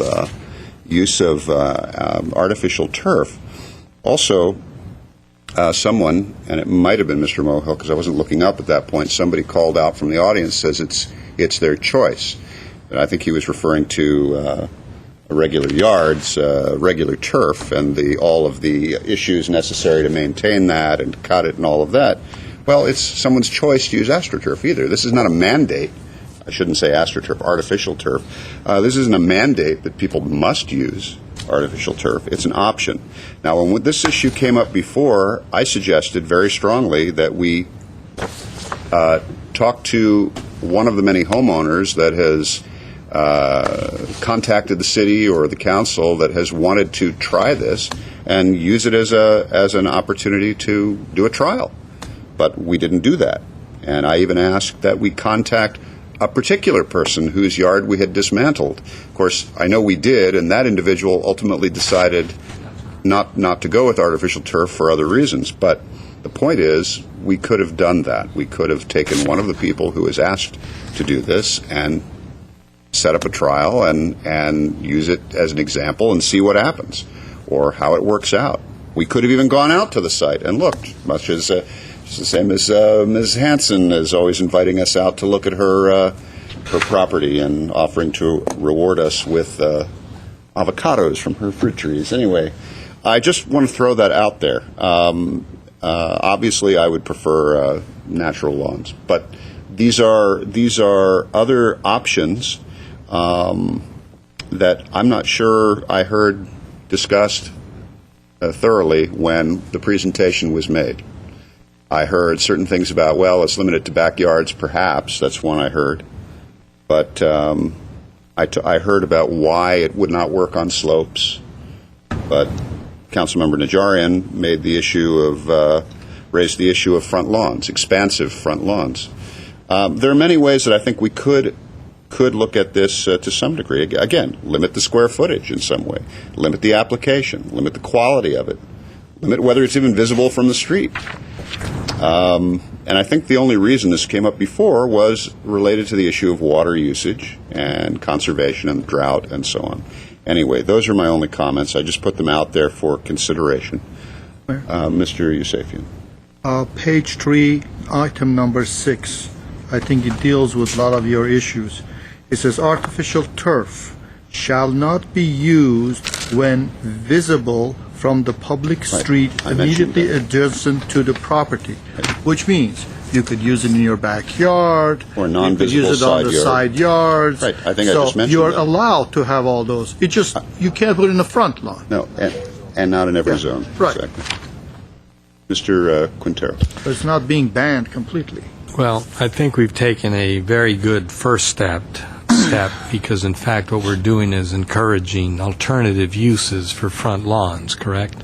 So I think that was the important thing, to get that ball rolling, and I think over time people will begin to perhaps get rid of some of the grass and do other plantings that make a lot more sense in Southern California. So tonight, hopefully, we'll pass this ordinance. However, I would like to continue to explore the artificial turf possibilities. And what strikes me is what the city of LA did. Their ordinance, the artificial turf doesn't count as plantings. As a matter of fact, it is a hardscape. It's considered a hardscape, but so that could be one sort of alternative to ease it into the public use. Overall, yeah, I'm not impressed by the bacteria argument. I just don't think that really is going to matter in a single-family home. However, I am cognizant of all the different grades of artificial turf and how quickly something can deteriorate if it's not installed properly. So I do think we'd have to sort of have some regulations and some ability to let the homeowner know that, no, you can't just go buy a rug and put it on the front lawn. But at any rate, I'm just happy that we're passing this ordinance. This is going to make a difference for individual homeowners, and they're going to be able to customize and modify the front of their house without having Mr. Engel's troops come down. And it is a mixed message, by the way. I mean, I agree with many people that say, on the one hand, you've got neighborhood services out patrolling to make sure that your landscaping is kept up to standards, and yet on the other hand, you're constantly receiving GWP notices telling you to try to conserve water. So I think we're striking a happy medium here with this ordinance.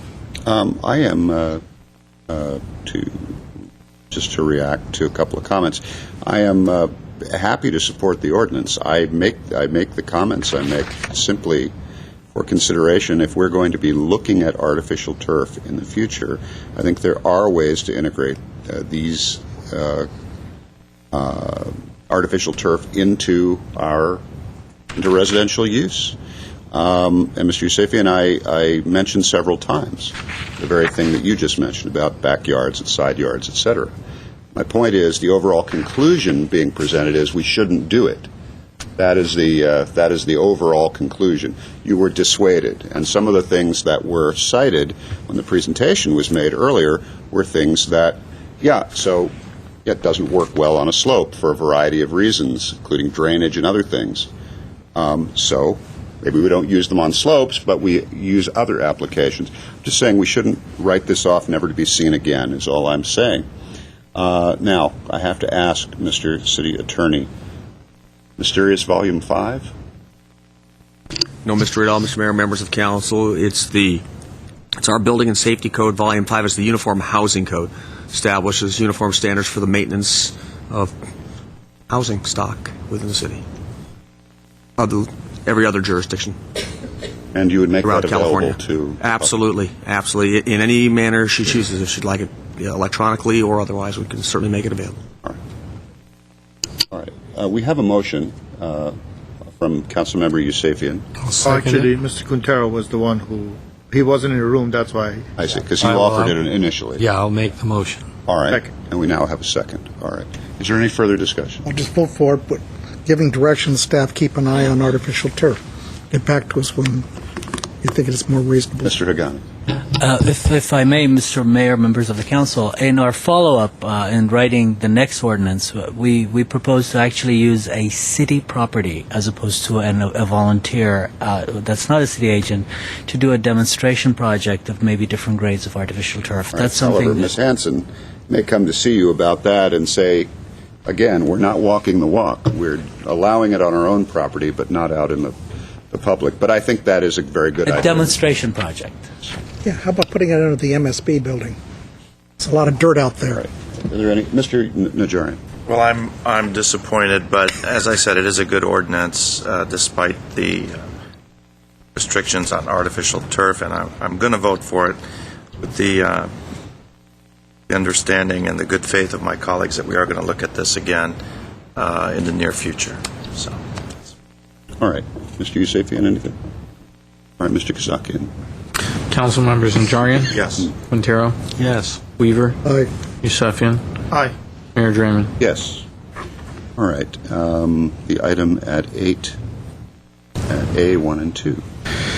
Under action items at 8A is City Attorney regarding discussion of filling a vacancy for the City of Glendale representative on the Metropolitan Water District. At 8A1 is a motion appointing an individual to serve on the MWD, and at 8A2 is a motion directing staff. Okay, thank you, Mr. Casar. Let's go to the City Attorney. Yes, briefly, Mr. Mayor, members of council, we have had the services of a superb representative for the City of Glendale on the Metropolitan Water District Board of Directors. Mr. James Rez, for over 20 years, has provided very capable and tremendous leadership for the city on that board. He has submitted his letter of resignation. It's attached as an exhibit to the report. Our municipal code does not provide a manner in which to fill those vacancies. It is a 3-year term, and it is a single appointment that the City of Glendale, as one of the 37 members of the board, was allowed to appoint. The position does not pay any compensation either through the Metropolitan Water District, which is prohibited by the Metropolitan Water District Act, or the City of Glendale.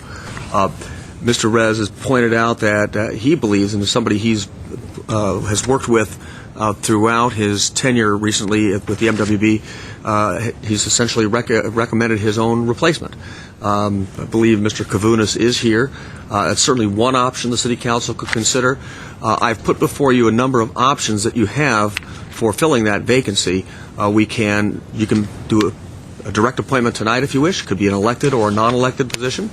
You could establish your own method for advertising, recruitment, and selection, or you can utilize the current process we have for other boards and commissions, which was designed for what we call Title II boards and commissions, which the MWD is not. It's a separate commission which gives us the authority to appoint one member.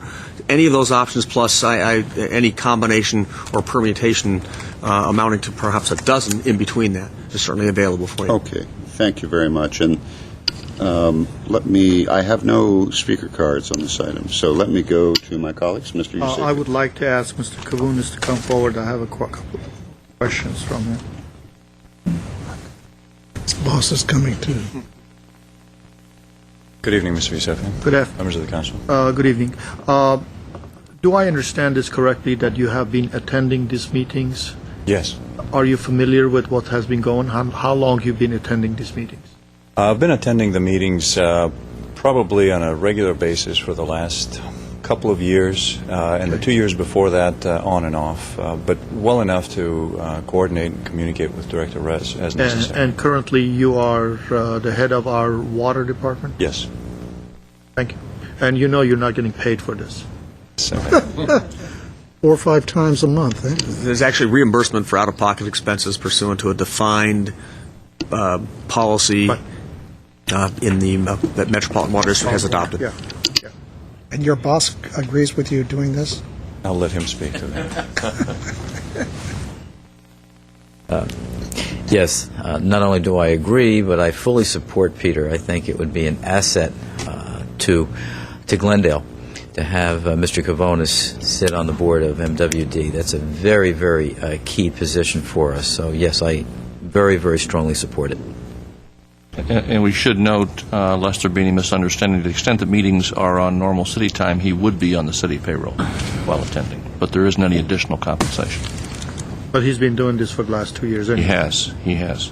The only thing I'd want to do on this motion is not only complete the unexpired term, but appoint him for the next term of 3 years. Because the term is up this year. Yeah. That's right. Give him to 2012, if you can take it.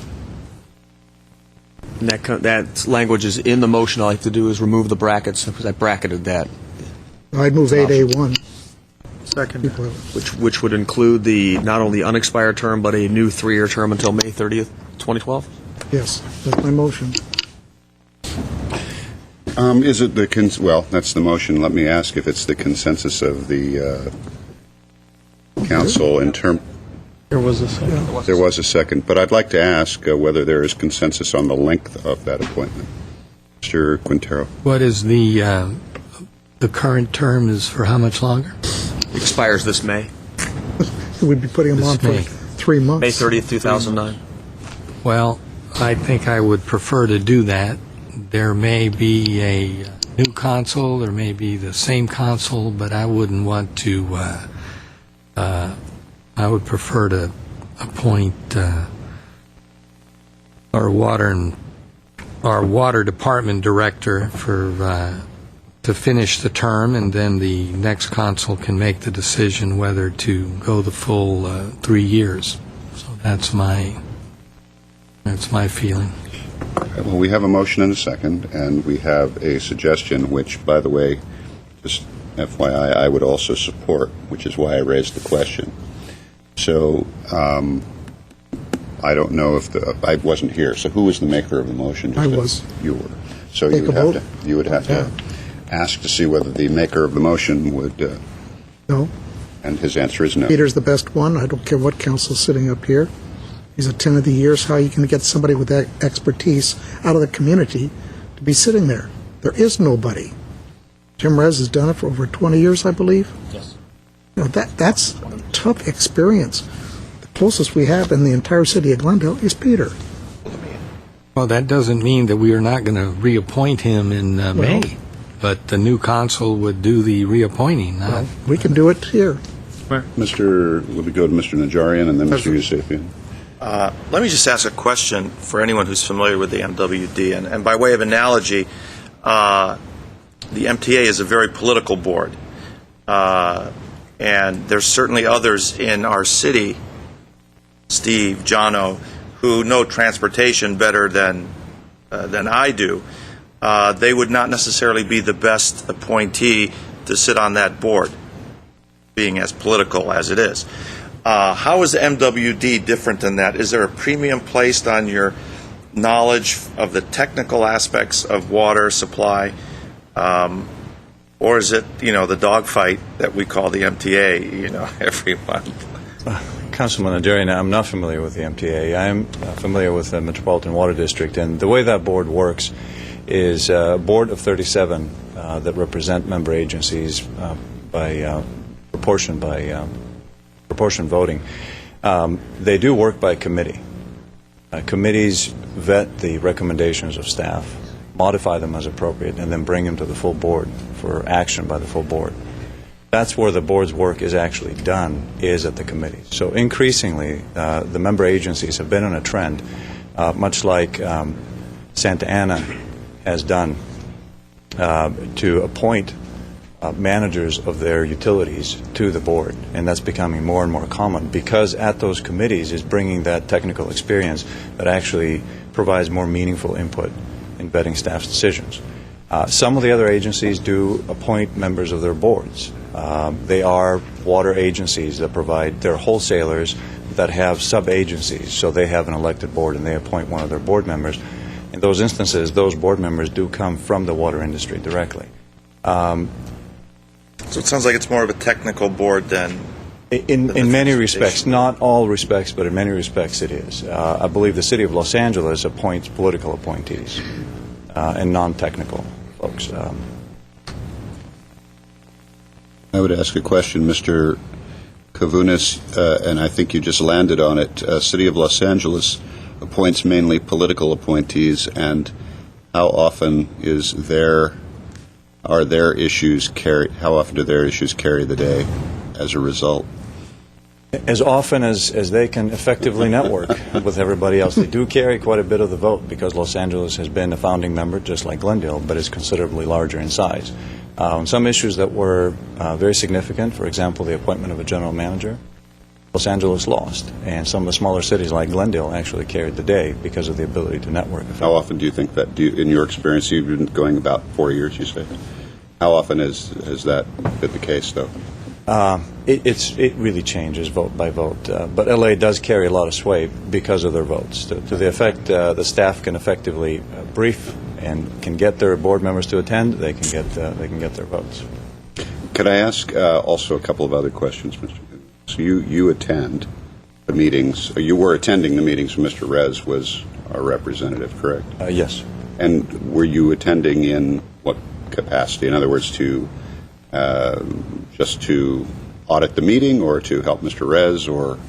Oh, Mr. Rez is fully capable, believe me, after 20 years of doing that. Because I suspect he is. Oh, absolutely. But those meetings are open. The way the MWD board conducts its business, there's board members that are appointed to their committees, and yet the whole board is invited to attend those committee meetings, as are members of the public. So I attend as a member of the public. I get the agendas in advance to review, prepare. I also review items with my fellow member agency managers and have different opinions and different thoughts on the issues the committee discusses. When Mr. Rez needed any type of support, discussion, vetting of thoughts, I was there to You were there to help out. that. Because I don't, and of course I know Jim Rez pretty well, and I know what a capable gentleman he is and has been on behalf of issues for the city of Glendale in particular. I don't know, however, maybe one of my colleagues can fill me in, was he an engineer with a technical background in water? His background was, believe it or not, was human resources. So he did a pretty good job, despite not being a water engineer for, nearly 20 years. Well, he learned a lot on the job. Well, I'm sure he did. Okay, well, those were my only questions. I don't know. I just have one. Peter, the motion is for a appointment to fill the unexpired term and then another 3 years. And you have to understand that councils come and go, and we change, we go in and out. If for some reason a future council asks you to step down and to be replaced, how would you feel about that? The decision is the council's. It would be my privilege to serve and represent the city, even for one meeting. 3 meetings would be fine through May, and if the council chooses to replace me at some other point in time, that would be fine. No hard feelings? No hard feelings. Not that we have anyone else. No feelings of abandonment like the city attorney. No feelings of neglect. He got you. No abandonment issues. Okay. All right. We have, I believe, a motion and a second. Is that correct? Are there any other comments from any of my colleagues before we vote? No. Okay. Mr. Kasakian, please. Council members Najarian. Yes. Quintero. No. Weaver. Aye. Yusefian. Aye. Mayor Draymond. Yes. Congratulations. I'd like to thank the council. This is truly a privilege for me. I look forward to serving the city in this capacity. Thank you very much. What's your educational background? Mine? Yeah, what's your degree in? I have a bachelor's degree in civil engineering. Oh, civil engineering. Not from USC. It's okay, you're a civil if you engineer. said USC, I was changing my vote. I'm sorry. I'm going to change my vote. Mr. Steiger is a civil engineer, too. There's 3 of us. Mr. Mayor, if I may, since we're speaking Yes, about water, Mr. Steiger. just a quick correction for the record. GWP's water rates are not the second highest in the state. In fact, our water rates are below average for the Southern California utilities. Where did they get that? What kind of data? I don't know. Okay. All right. Well, maybe we'll find that out these days. Okay. I was going to ask you for that information. Thank you. Thank you very much. All right. The next item, please. At 9 under hearings, at 9A, city attorney regarding discussion regarding the placement of commercial wireless facilities in residential areas and consideration of an urgency ordinance extending a temporary moratorium on commercial wireless facilities. 9A1 is a motion issuing progress report, and this is an urgency ordinance for introduction. All right. Thank you. I'll go to the city attorney. Mr. Mayor, members of the council, I'm going to turn it over to Christina Sansoni, General Counsel, Public Works, for the brief technical report on the report and the urgency ordinance, and I'm going to provide a little overview after she's done on what our goals are as we move forward with this under this moratorium. So you used the words brief and technical. And she's promised me she can do it. Okay. Let's see. The got pressure's on, Ms. Senso. 60 seconds. Mr. Mayor, members of council, this is a moratorium extension request. We established a moratorium, council established a moratorium on January 13th, and it was for 45 days. That's the statutory period before a public hearing has to be held in order to extend the moratorium even further. So the initial moratorium expires on February 27th, and the law requires that we come to the council, present a report, and that report be accepted by the council at least 10 days prior to the expiration. So today is the day to provide you with the report. The report in your staff package, by the way, is the report with your motion you'd be accepting, and that would meet the requirements of the law. We're asking for a 4-month moratorium, which would take us down to June 27th. We feel that that's a sufficient period of time, although the FCC has accepted 6 months as a reasonable period of time in this situation. And the moratorium was adopted to allow staff sufficient time to develop the ordinance that will address the community's concerns as to the capability of us to regulate these wireless antennas in residential areas. So in so doing, the City Attorney's Office has joined with forces with and is meeting on a regular basis with other departments, Public Works, Planning, Information Services, Parks, as well as the city's legal and technical advisors, Mr. Melching and Mr. Jonathan Kramer. And our aim is to develop a state-of-the-art ordinance that draws from all the specialized legal, technical, regulatory, and policy expertise that we have in the city. As a starting off point, we'll be looking closely at the San Diego County ordinance that was the subject of the groundbreaking Sprint case back last September. And that ordinance is a good beginning, and we're likely to do some cut and paste from that ordinance. In addition, we're studying other ordinances and determining how they can be used in our ordinance to be as strong as possible within the confines of the law. And although we're drawing from various localities, our goal is to tailor the ordinance specifically for Glendale in a way that best meets the community's needs and concerns. By looking at San Diego County's ordinance, as well as those from other jurisdictions, we're better able to meet the unique requirements of our local neighborhoods and to address the concerns of this community. Because of the rapid advances in technology as well, we're also looking at developing the ordinance that captures the current and future states of the art. So the specific issues that we're addressing in our meetings and that will be addressed in the new ordinance include looking at the various levels of city review that will be required depending on the sensitivity of the proposed land uses where the proposed antennas will go, the types of propagation maps and technical supporting reports that will be required to show the needs of the wireless facilities at any given location, strengthening our requirements to reduce or eliminate negative visual and aesthetic impacts, requirements controlling the style, the height, color, maintenance, and landscaping in these various areas. We're looking at the length of time that a wireless antenna permit would be in effect before they must be renewed. We're looking at preferred zones and locations for antennas and stronger requirements that antenna operators prove they are in compliance with FCC's radio frequency emissions. Finally, some public notice requirements and independent expert reviews of wireless antenna applications. And essentially, that's my report. That's what we're doing at this time, and we ask that the moratorium be extended for an additional 120 days. All right. Thank you, Ms. Sansoni. That was technical and brief. You covered both bases. Thank you. All right. I have one speaker. Let me go to my colleagues, see if there are any comments before we hear from the public. And open the public hearing. Thank you, Mr. Weaver. Yes. Let's open the public hearing. And having done that, let's hear from Patrick Massey.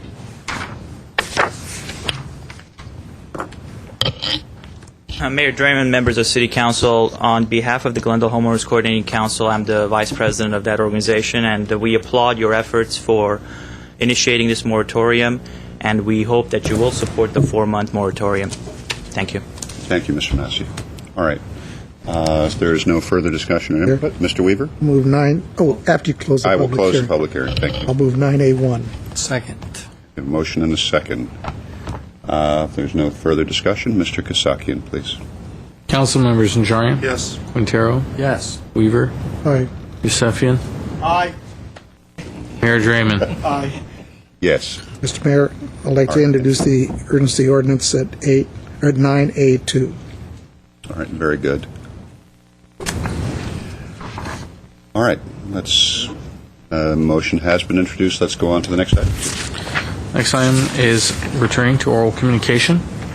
Discussion is limited to items not part of this agenda. Each speaker is allowed 5 minutes. Members of the council may question or respond to a speaker, but there will be no debate or decision. And the city manager may refer the matter to the appropriate department for an investigation and report. All right, thank you, Mr. Kasakian. Our first speaker is Patrick Massey, followed by Margaret Hammond. Mayor Draymond and members of the City Council, my name is Patrick Massey. Tonight I will be talking about 3 issues. I'm a Glendale resident. First of all, I would like to thank the Transportation Department. Last week I had an opportunity to stop by, and Jano Bagdanian and I went up to his office, and finally I got the plans for the median on San Fernando Road that the city is currently building. If you remember, about 5 or 6 months ago, I did appear in front of you, and I said I only got 1 page of it. Well, I never got the rest of it, but I did stop by, and Jano was nice enough to provide me with a copy. Jano was also nice enough to accept my recommendation to cut the tip of one of the medians extending into Norton Avenue, where the median was coming out so far where cars had to go straight and then make a quick left just to make a left-hand turn. And he realized that they had built the median too far along. And today I realized that the city workers were there and they had actually cut the median, and they're going to give us stacking space where a car can pull up, park in the middle, look to see if there's any traffic coming, and then they can pull on. And that was nice of Jano for making the changes, because that's going to basically bring a lot of safety to the neighborhood in terms of making a left-hand turn from Norton, and it will cause the city to spend much less money, because if you had not done that in the future, it would have cost you more. So I'm very thankful that that issue was taken care of. The second issue is Mr. R. Nigerian made a very good comment about the LED technology. I've been reviewing this technology for years now, and he's absolutely right. The city of Los Angeles has started a replacement of some of their street lights with LED. LED has about 30,000 hours of lifetime. It can last you roughly about 8.2 years. Some go for 6 years, others last up to 10 years. So the average life of an LED is much longer. However, the cost factor is also higher. LEDs do cost more, but they use much less electricity than your regular light bulbs and whatever that you're using out there. So that issue needs to be taken care of. If the labor cost can be kept low, LED is the way to go. And technology has advanced to a point now where LEDs are now strong enough that they can illuminate street landscapes. So that's a very good idea. The third issue I want to bring up is policing in our community. When I was a teenager back in the 80s, sometimes we used to play on Planconey Avenue because it was a wide street.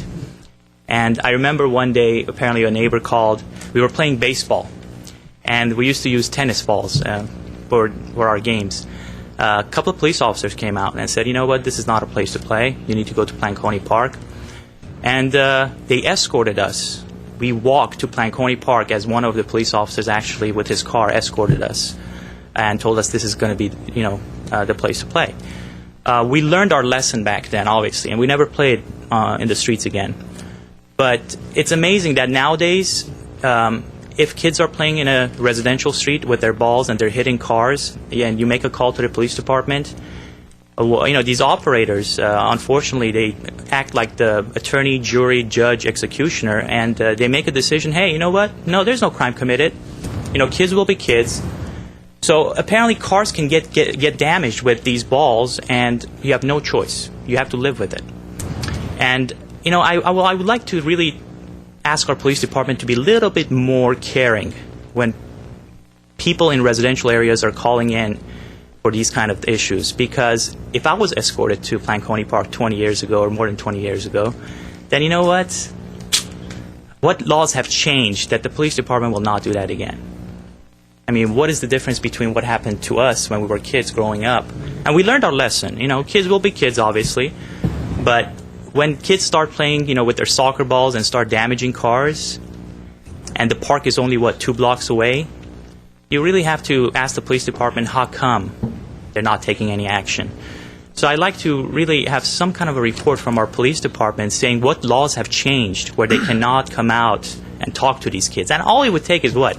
About a minute of a police officer standing up there and saying, you know what, kids, you cannot play, it's not safe to play in the street, you need to take it to a local park. That's all.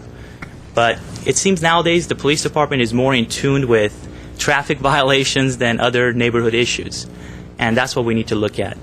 We have a great police department, but sometimes they really make decisions which kind of, makes you ask questions.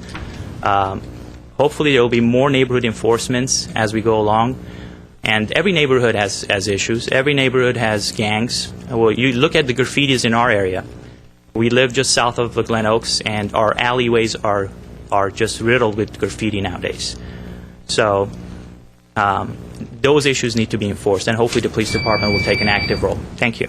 All right, thank you, Mr. Matsuhi. Margaret Hammond, followed by Garen Tagmazian.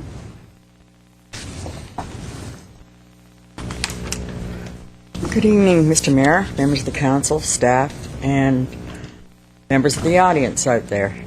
My name is Margaret Hammond, and I'm here for a couple of reasons. Number one, representing the Glendale Homeowners Coordinating Council, reminding everybody that tomorrow night is the candidate forum, and sponsored by the Glendale Homeowners Coordinating Council, and it's tomorrow, Wednesday, February the 18th at 6:30 till 9 o'clock at the Glendale Central Library. That's at 222 East Harvard Street. The committee chair is James Welling, and our moderator is Will Rogers.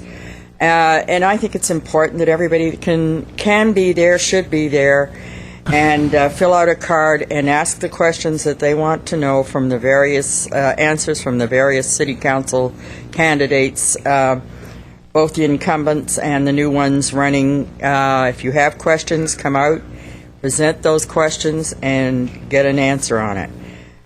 Try to get everybody you can to attend it. We'd appreciate it all, your efforts. The other thing is, at this point, I would like to make just a quick report on a friend of mine, and many of you, a friend of yours.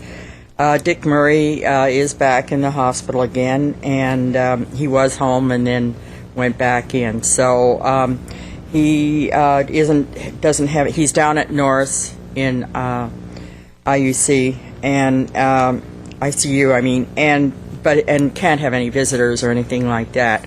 Sheila called me, but if you want to send a card, and Sheila can take him down to him.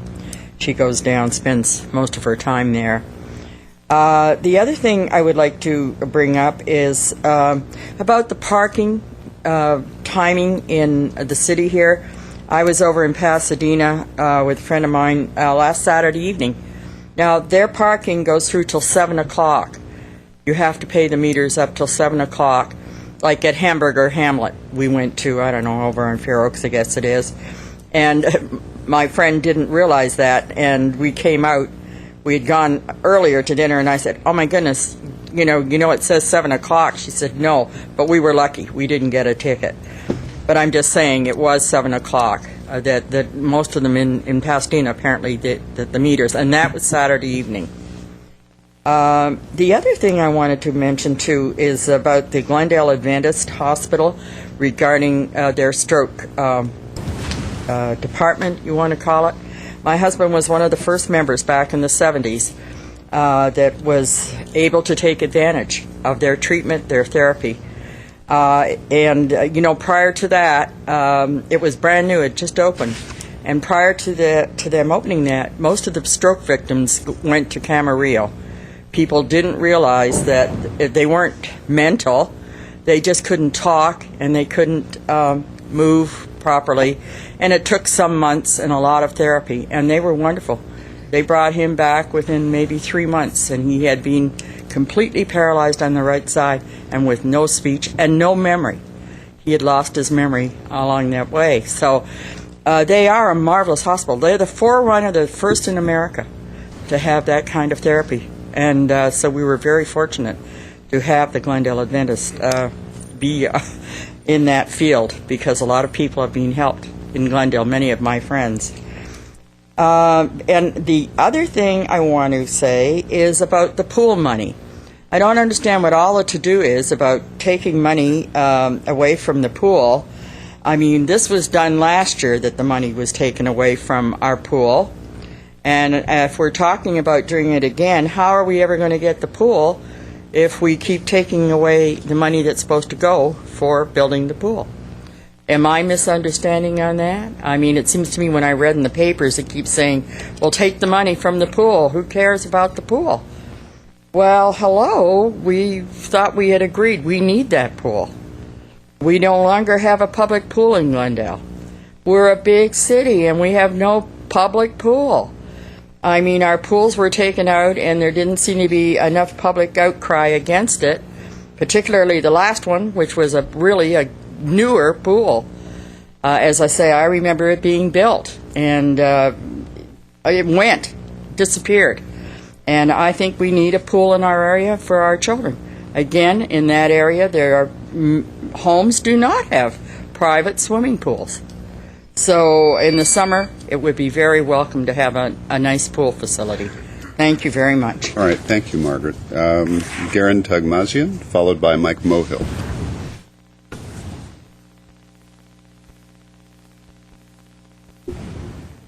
Member of Council, ladies and gentlemen. My name is Garen Tagmaz and I would like to pass this for.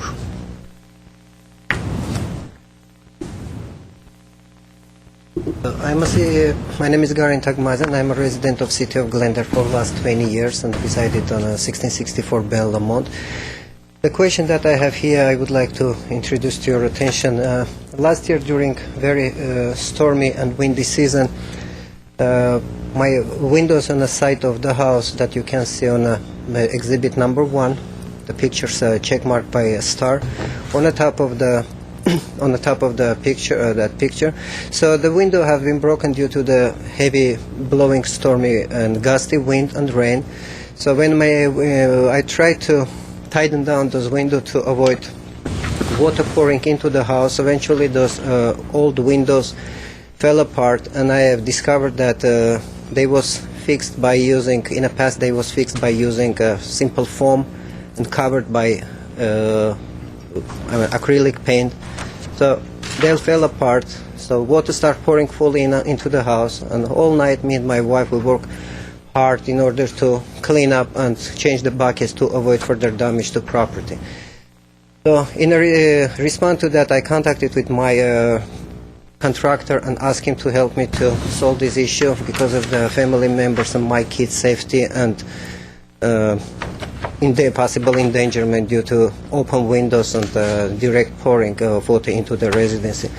So he came forward and replaced a side window in the living room with a similarity with all other windows around of the house. And right after that, I contacted with my architect. He helped me with drawing to apply to City of Glendale to apply for permit, explaining that this change had been done as an emergency matter. And please, I am here to apply for permit for those windows. So since that day, my hard time and misery began because it was numerous inconsistency in a request that was provided by city representative. One of them, it was told that vinyl window is prohibited in Glendale. Then I checked that there is numerous new construction in Glendale in the process of construction with approved plans having approved vinyl windows on it. So you can see one of those houses on exhibit number 3 on the top right-hand side. Then a statement was changed stating that, no, on the new houses it's okay, but on the old houses it's not appropriate. So I brought the numerous pictures. You see just a small snap from the amount of the pictures that I did in my close nearest surrounding neighborhood, showing that there is numerous houses having vinyl windows on the front of their house, at the front of the facade of the house. The statement later on was changed. Maybe some of them put that legally, maybe some of them is installed illegally. So I approached some of my neighbors who was willing to help me with information, and they stated the change of their vinyl windows have been done legally. They apply for permit and they have been approved for it. So as of today, and at the last thing inconsistency that I met, it was related to one of my friends who has similar issues with window-related issues. when he purchased the recently house from the previous owner, who did the exchange of all windows in his house. So now my friend become liable for those windows. So when he contacted with city officials, I'm very sorry, he was told that we don't care about windows on the side of the house. Our concern is only front of the house, so you have to apply for a permit for front of the house. So now I have numerous inconsistency and difficulty of continuing my residency at this matter. So in the conclusion of my introduction, I would like to highlight some point. First of all, that change of the window in the living room on the side of the house have been done as an emergency matter to ensure safety in the family. Second thing, the windows on the side of that living room, it's consistent and matched with all other windows around the house. Third, the vinyl material on my living room windows, no better and no worse than vinyl material around of houses in my neighborhood, installed by my neighbors in the past. And fourth is the financial matter. As I was asked by a city representative to replace that with fiberglass or so, I took numerous estimates from the certain companies. Average price is from $4,000 to $6,000. Unfortunately, in this financial difficulty, my family will be in a terribly hardship to provide or spend any money other than. All right. Thank you, Mr. Tegmazian. Let me ask if the staff can, do we have the gentleman's phone number? Can we contact him directly and see what kind of assistance we can get for him? I no longer have the card. It went that way, so it may or it may not be on there in terms of his phone number. So, Mayor, just 1 second, Mr. C. can I ask him questions later? Okay.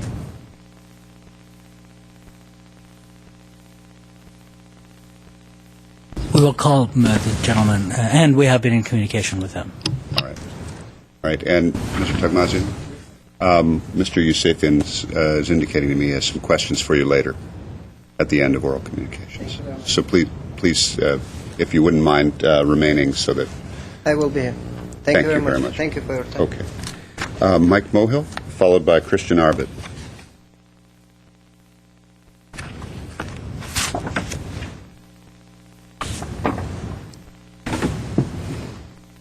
Evening again, Mayor, Councilman. I'd like to talk about the vision for our city budget. For the past several months, I've been talking about the economy, the economy, the economy. Today, in Glendale, Circuit City is gone. Long Drugstore is gone. Blockbuster Video is gone. And it goes on and on. Trump Properties is in bankruptcy today. Even the wealthy are feeling the pinch.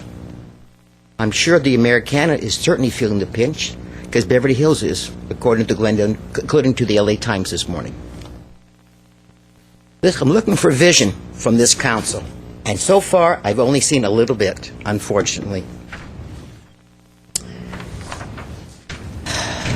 In today's other day's paper, I'm glad to see that the city is cutting back on expenses. It was the 12th of February.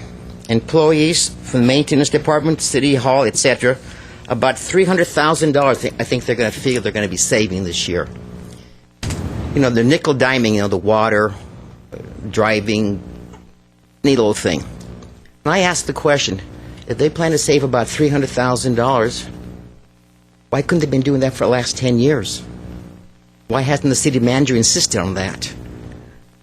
That's $3 million we could have had in our pocket to pay for an aquatic center, or at least a down payment, Mr. Nazarian. Back in 2008, only Councilman Yusefian and Quintero was against raising the water rates. Everybody else voted for it. And let me tell you, the people in my canyon are very upset. They're choosing between water and food. Mr. Quintero, I thank you very much for that no vote. However, when it came to the pay raises for the city employees, you went along with an $8.5 million pay raise for them. This is called vision. Only Mr. Yosefian said, we don't have the money. I was disappointed, Mr. Quintero, with your vision. Mr. Weaver, I applaud you today for saying we don't have the money for the swimming pool. That's the correct vision. We do need a swimming pool, but not in these times. Let's save that money. Let's bank it. Weaver says sooner than later we ought to work on the turf. Well, sooner or later we ought to work on the budget, and where are we going to get the staff to cut back? We have $23 million right now in salaries and pensions, according to the finance manager. Why can't we have the city staff give back 10-15%? If we did that, we could have an aquatic center. We can resurface Glen Oaks Boulevard. We can resurface Central Avenue, put in new lights. We can do a lot of things if we have the city employees give back to the citizens. You're not talking about the landfill, getting money from the landfill, $200,000, $300,000. If we go ahead and keep raising the height of that dump in my canyon called Shell Canyon, in a few more years, we're going to call it Dump Canyon. Mr. Najarian, do you live in Dump Canyon? Mr. Draymond, Quintero, Weaver, who does?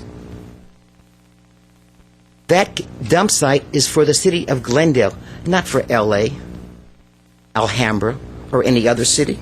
Thank you very much here. In the past 6 years, the city has spent $197 million than it took in as of June of 2007. The city rated the GWP for $134 million. And the city's utility rates went up 10% in 2002 and going up an additional 30% by 2010. The GWP bonded more than $160 million. Where is this vision that you people were elected for? You represent the people or the employees of the city of Glendale? I believe in fair salaries and fair pensions, but you know, when 85% of our budget is for salaries and pensions, there's something wrong. Thank you very much. Vision, hope, and change. Okay, thank you, Mr. Moto. Christian Arbid, followed by Nancy Kent. Keep hope alive. Do my best. Good evening, Mr. Mayor and fellow council members. My name is Christian Arbid, loss mitigator at 100 North Brand. Before I read a statement that I prepared, I just briefly want to welcome the lovely folks at J.P. Morgan, Chase Manhattan, who recently moved to Glendale, 100 North Brand, and they opened an office actually last Thursday at 400 North Brand that strictly deals with homeowner retention. And so to those citizens of Glendale that may be experiencing difficulties with Chase, there's your opportunity. Go down to 400 North Brand, Suite 120, and introduce yourself. I'm sure they'd love to hear from you, so you can save your home. With that in mind, in September of 2008, I came before you on behalf of a nationwide committee that called for a nationwide moratorium on foreclosures. And what seemed to be a far-fetched concept at that time seemed to manifest itself into a true concrete reality today. Just a few short days ago, a half a dozen lenders agreed to freeze nationwide foreclosure actions until March 12th of this year. It only took 2 years of protests and over 1 million nationwide foreclosures in the nation since 2006, and lender losses in the billions to gain the attention of the blind, greedy, and narrow-minded banking institutions to wake up and get the clue. It only took the voices of millions of homeowners and an election of a new president to make this happen. It only took the emotional and financial bleeding of hardworking Americans to gain the attention of the press and to gain some attention from our elected politicians. Tonight, I urge every distressed homeowner in Glendale, all 464 of them as of this morning, that have pending foreclosure actions against them, to wake up tomorrow morning and to learn what many in politics, foreclosure prevention, and loss mitigation, and the current president and his staff have been focused on. For tomorrow, Wednesday, February 18th, President Obama will publicly unveil his plans to help keep Americans in their homes. This plan is reported to include changes to legislation, proposed changes in bankruptcy laws, and a $50 billion change that is much needed in the loan modification process. The White House Press Secretary Robert Gibbs said that the plan is to ensure that 10,000 Americans each day that have their homes foreclosed on and the millions more that are barely getting by are protected. This is what the White House is going to do. This is what the American people demand. So while I understand that many homeowners have lost hope and some that are maybe listening tonight have just about given up, we hear you and understand you. It was only the last year when officials were working under President Bush's administration that promised homeowners across the nation that hope was on the way. The Hope for Homeowners program publicly touted government assistance for distressed homeowners. Officials working under the direction of President Bush at that time promised the American public that the Hope program would shield 400,000 families from foreclosure. To date, that same Hope program successfully assisted 25 homeowners nationwide. 25 of the 400,000 that was touted to the public. So I remind those that are currently living in despair in Glendale, trying to survive these tough economic times, and to those who can't see beyond the financial stress that lingers around them, that may be watching at home tonight or maybe listening in the audience, to not lose whatever little hope you have left, for tomorrow brings a new day. Change, as it relates to foreclosure, as the foreclosure sector, may not be such a far-fetched concept as it was painted out to be in the past. You might just be greeted with change beginning tomorrow morning. Thank you very much, Mr. Mayor. Thank you, Mr. Arbid. Nancy Kent, followed by Gege Martunian. Nancy Kent, resident of Glendale. Earlier this evening, there was a request to agendize the parking meters downtown, specifically how late in the evening they run. And I'm not sure if that includes the parking meters on Harvard by the Central Library, but if it does not include those, would you please also agendize those for the same meeting? And I will defer further comments about this until it's on the agenda. Thank you. Thank you very much, Ms. Kent. Gegam Artunian, followed by Zhuik Sarkissian. Good evening, Mr. Mayor and councils. Պետք է խնդրեմ մեոքի ինձի օգնի թարգմանի ես բարհագներեն չեմ անում։ Առանց թարգմանությունի խոսացեք հետո կթարգմանվի եթե Առաջի խնդիրը ունեմ, ես 3 խնդիրներ ունեմ։ Առաջի խնդիրը դա է, որ 10 տարի առաջ դիմել եմ Section 8-ի։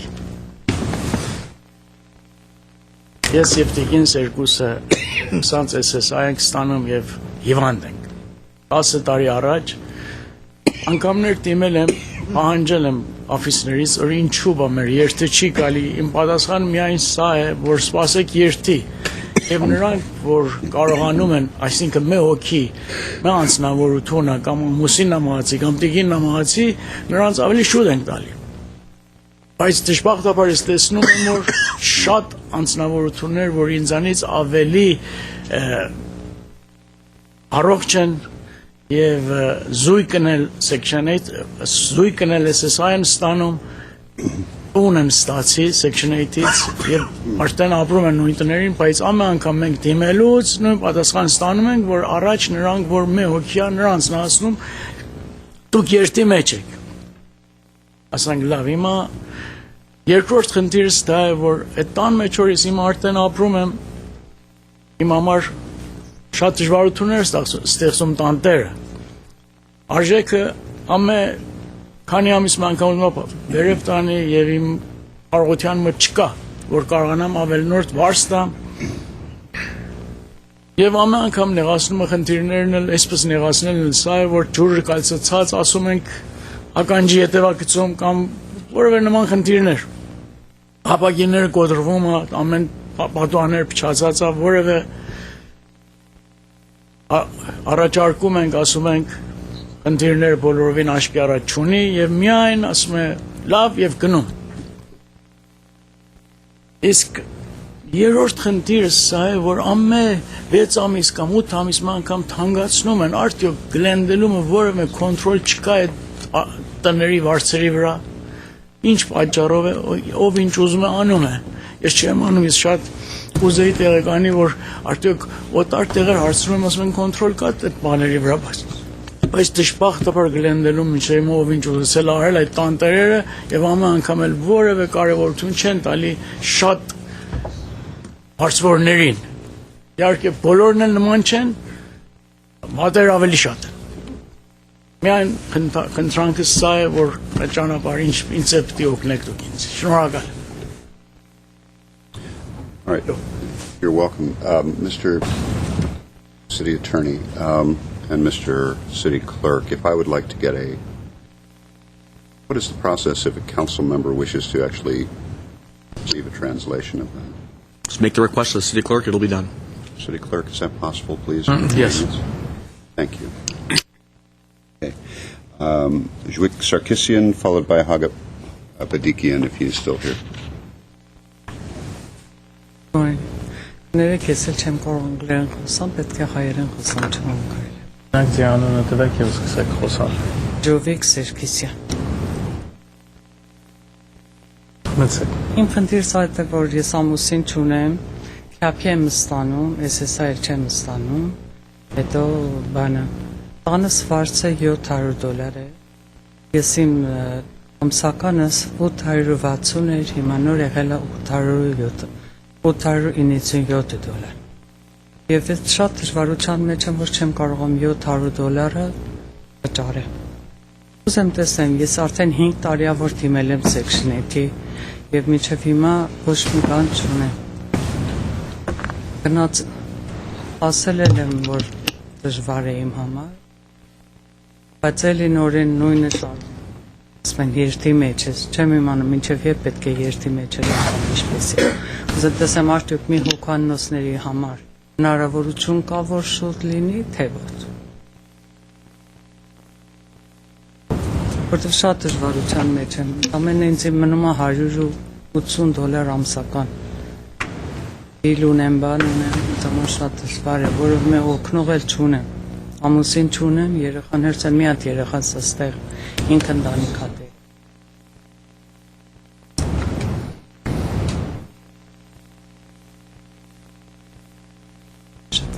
Thank you, Mr. Sarkissian. Haga Badikian, is he still here? He is not. Okay. Lenore Solis.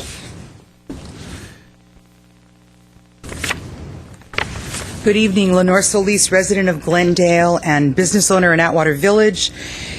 At our neighborhood council meeting in Atwater last Thursday, we had several politicians there because it is an election in March in Los Angeles, and one of them was Tom LaBonge, who had previously assured Atwater Village that he was not in favor of closing Durant Street and not in favor of installing an integrated waste management facility in North Atwater where the Levitz facility used to be. But now he made it clear on Thursday night that, how could he oppose closing Durand when it's such an unsafe crossing? And Glendale wants to close it because they know it's unsafe, and so he's all in favor of closing that now. And also he made it clear that North Atwater is on the short list to install a waste management facility. And I know they've been having meetings for about a year. If you go to their website, they have a plan of how it's going to look, and it's going to be green and mean, and we should welcome it.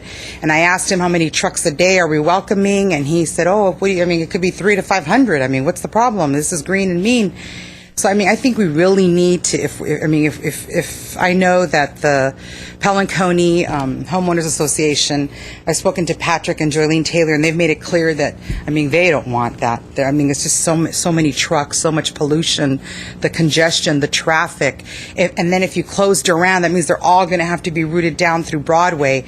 So, I mean, it really is a problem. Or I don't know if they're going to come off the overpass, but, I mean, if this city is against that waste management facility going in there, then we need to start doing something now to make sure that doesn't happen. So I hope that you will join the residents in opposing that facility because of the amount of trucks that it's going to bring in. And, he said, oh, well, Glendale has their own, you have Shoal Canyon, we have to go all the way up to Sunshine. But, I mean, I don't know what that has to do with us. I mean, thank God we have Shoal Canyon, and we're not going to have it for too many more years. So, I mean, we need to think to the future, and, I mean, could we benefit from having that there? Perhaps. But I think in terms of pollution and the amount of traffic, I mean, you really, really need to get on board and look at this so we can start taking a position on this. Thank you very much. All right, thank you, Ms. Solis. I would ask staff on that to please bring us up to date, if possible. There you are. I'm sorry, Mr. Zern. With regard to Mr. Labange, his district, and Atwater. But the third use I've heard of that. So. Yeah, Mr. Mayor, members of the council, I'll submit something through the city manager's office, but just a quick note. We have been meeting with them. We have opposed it. I've opposed it verbally. Mr. Starbird's told them that we're opposed to it, and I've told them as a follow-up in writing, and them being the City of LA Bureau of Sanitation. We've offered to cooperate the potential use of Shoal as a site for a facility, but that we were opposed to siting a facility along that stretch of the San Fernando Road corridor, which would have tremendous traffic impacts among other environmental impacts. And Mr. Mayor, let me add, this has been an expression by Councilmember Labange's office of no more than a broad concept about possibly siting a facility. And that has been our response to this consistently. There's been no proposal. We've seen no proposal.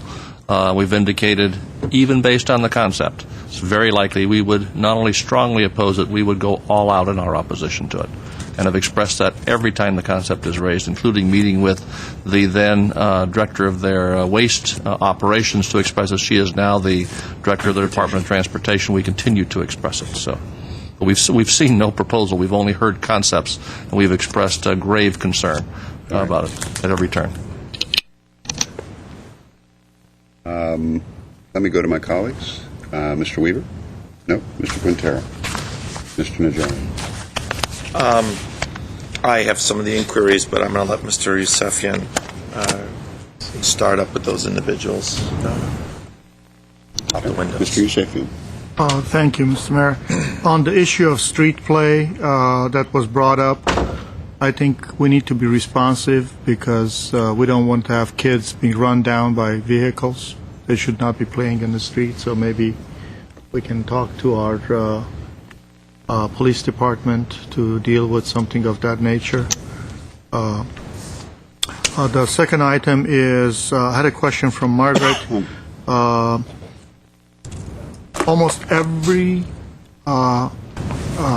email I got from the Glendale Homeowners Coordinating Council sounded as if the library was saying, you can't pass 9:30, there is no way out of there. Is this issue of the cost, or is it that they just want everybody out of there? Mr. Yusefian, It's not the cost. Just a question. Are you referring to the forum, or? Yeah. Oh. So it's not the cost. It's just they want everybody out of there. They're ruling that the libraries close early. Okay.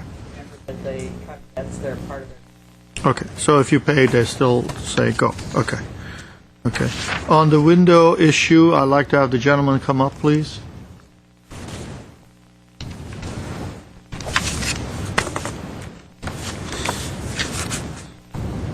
Okay.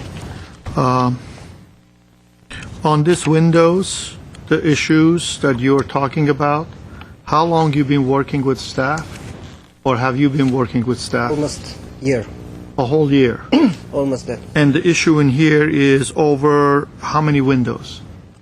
Originally, the drawing that we draw for them per their request, we redraw one more time. They're talking about whole that south side. So in reality, South side, south side. this side. Yes, the check. Did you replace all the windows here? But they talking about the replacement of only top ones. Okay. Top one. But their statement is changed. First they said we consider side of the house until chimney visible from the street. Then they said, you know what, let's take both sides of the chimney. Then the statement changed to let's change everything. And in case of my friend, Are you talking to one person? I'm talking about joint meeting with Rene Sada from Service Management. Well, when he joined me in 2 meetings with Team Foy and his representative. Okay. First time, second time. Before that, twice I met with same gentleman, myself and with my architect, trying to find the solution. I'm very sorry. Because in the beginning they said the top window is supposed to match with the bottom before chimney. So we offer numerous solutions how to do that. We can make top one look like bottom one. We can make bottom one look like top one. And solution was not changed, not found, because every time the location is changed, material issue change, type is changed. We try to convince that our side of the house and the back of the house have similar windows. Then issue of material pops up. We introduce that all around houses have a same material. This is not the issue. Then issue was changed saying they are legal or illegal. So it was introduced that some of them it's done legally. What I'm trying to understand is, in the process of a year, it should not take a year to get an answer. Did you talk to one individual? No. Or did you get different answers from different individuals? I met starting from the windows gentleman who is helping client in the window, room 101. Uh-huh. I start there. Then I moved to Mr. Tim Foy's department. Uh-huh. I met with the city management representative, several representative down there, city attorney representative down there. I mean, every single by chain of the command, I went step by step, because no one want to take any solution. Everybody referred to, we have information from city council, prohibit vinyl window in a Glendale. I said, do you have any paper about that? Prohibition? No. Do you have any indication that... I got it. But let's Thank you. Also, Mr. Hagani, did you want to, your hand went up. I don't know if you want to respond. Yes, Mr. Mayor, thank you. Without getting into the specifics of this case, I must say that what the gentleman is referring to is probably the single most controversial, most pressing, tense issue that we deal with on a day-to-day basis in the planning department. The issue is not that certain windows are not permitted. The issue is that whether or not staff is authorized to exempt certain types of windows, in particular, from the design review board review. We look at window replacement as an essential piece of something that changes the architectural character of a building, and then when it does, and then it changes the architectural character of the building in connection to the neighborhood, and if it does so, then the issue is whether or not it deserves a public hearing by the design review board. It can be exempted by staff where the public does not have a say. We know a lot of people in the public have a lot of opinions about the windows, so we do not necessarily exempt certain types of windows at the staff level, and we require them to apply to go to the DRB. And oftentimes we get applicants who do not like that answer or are not satisfied with that answer at the lower level, and then they do go up the chain of command, as was mentioned. Sometimes they come all the way up to me, and I often have to go and retract the application and respond to them. That is accurate. They talk to several people trying to get a different answer, meaning a staff exemption. We do not allow exemption in certain cases on windows. That's accurate. So on this issue, do they have to go to DRB? All right. We'll give you a Let's get a report on this particular case. Mr. Yusefian, did you have any other oral communications? Thank you, sir. Thank you. No, I just like to get, it shouldn't take that long to get it. So, we'll talk. Okay. The two individuals talked was mostly about Section 8s. So, did they leave? They're outside speaking to Artie. Okay. So, I have some questions for them, but I'll go and ask for them. myself later. All right, thank you. I would just add that to Margaret Hammond, who was speaking about the meters in Pasadena, they're different in Old Town area than they are down on Lake, where you were talking about. In Old Town Pasadena,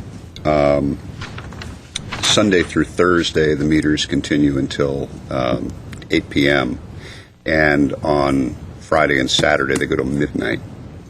And so that was the. And by the way, just in case you were, so nobody misunderstands, my request to bring that up and the fact that we should have different hours, that I believe we should have different hours for midweek versus weekend doesn't. I'm not implying that we should adopt their hours.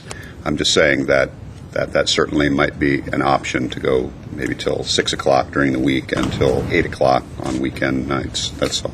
Anyway, that was. And Nancy Kent raised the issue about whether or not we're going to include in this conversation meters on Harvard and elsewhere. My feeling is anywhere where the meters have the, how do I say this, the embellished late night hours, I'd like to talk about. We planned on that, Mr. Mayor. All extended hours in the downtown area. Thank you. Thank you. Yes, sir. Question on that. I was not here when you guys were talking about this. I may have missed it. When is this item coming back?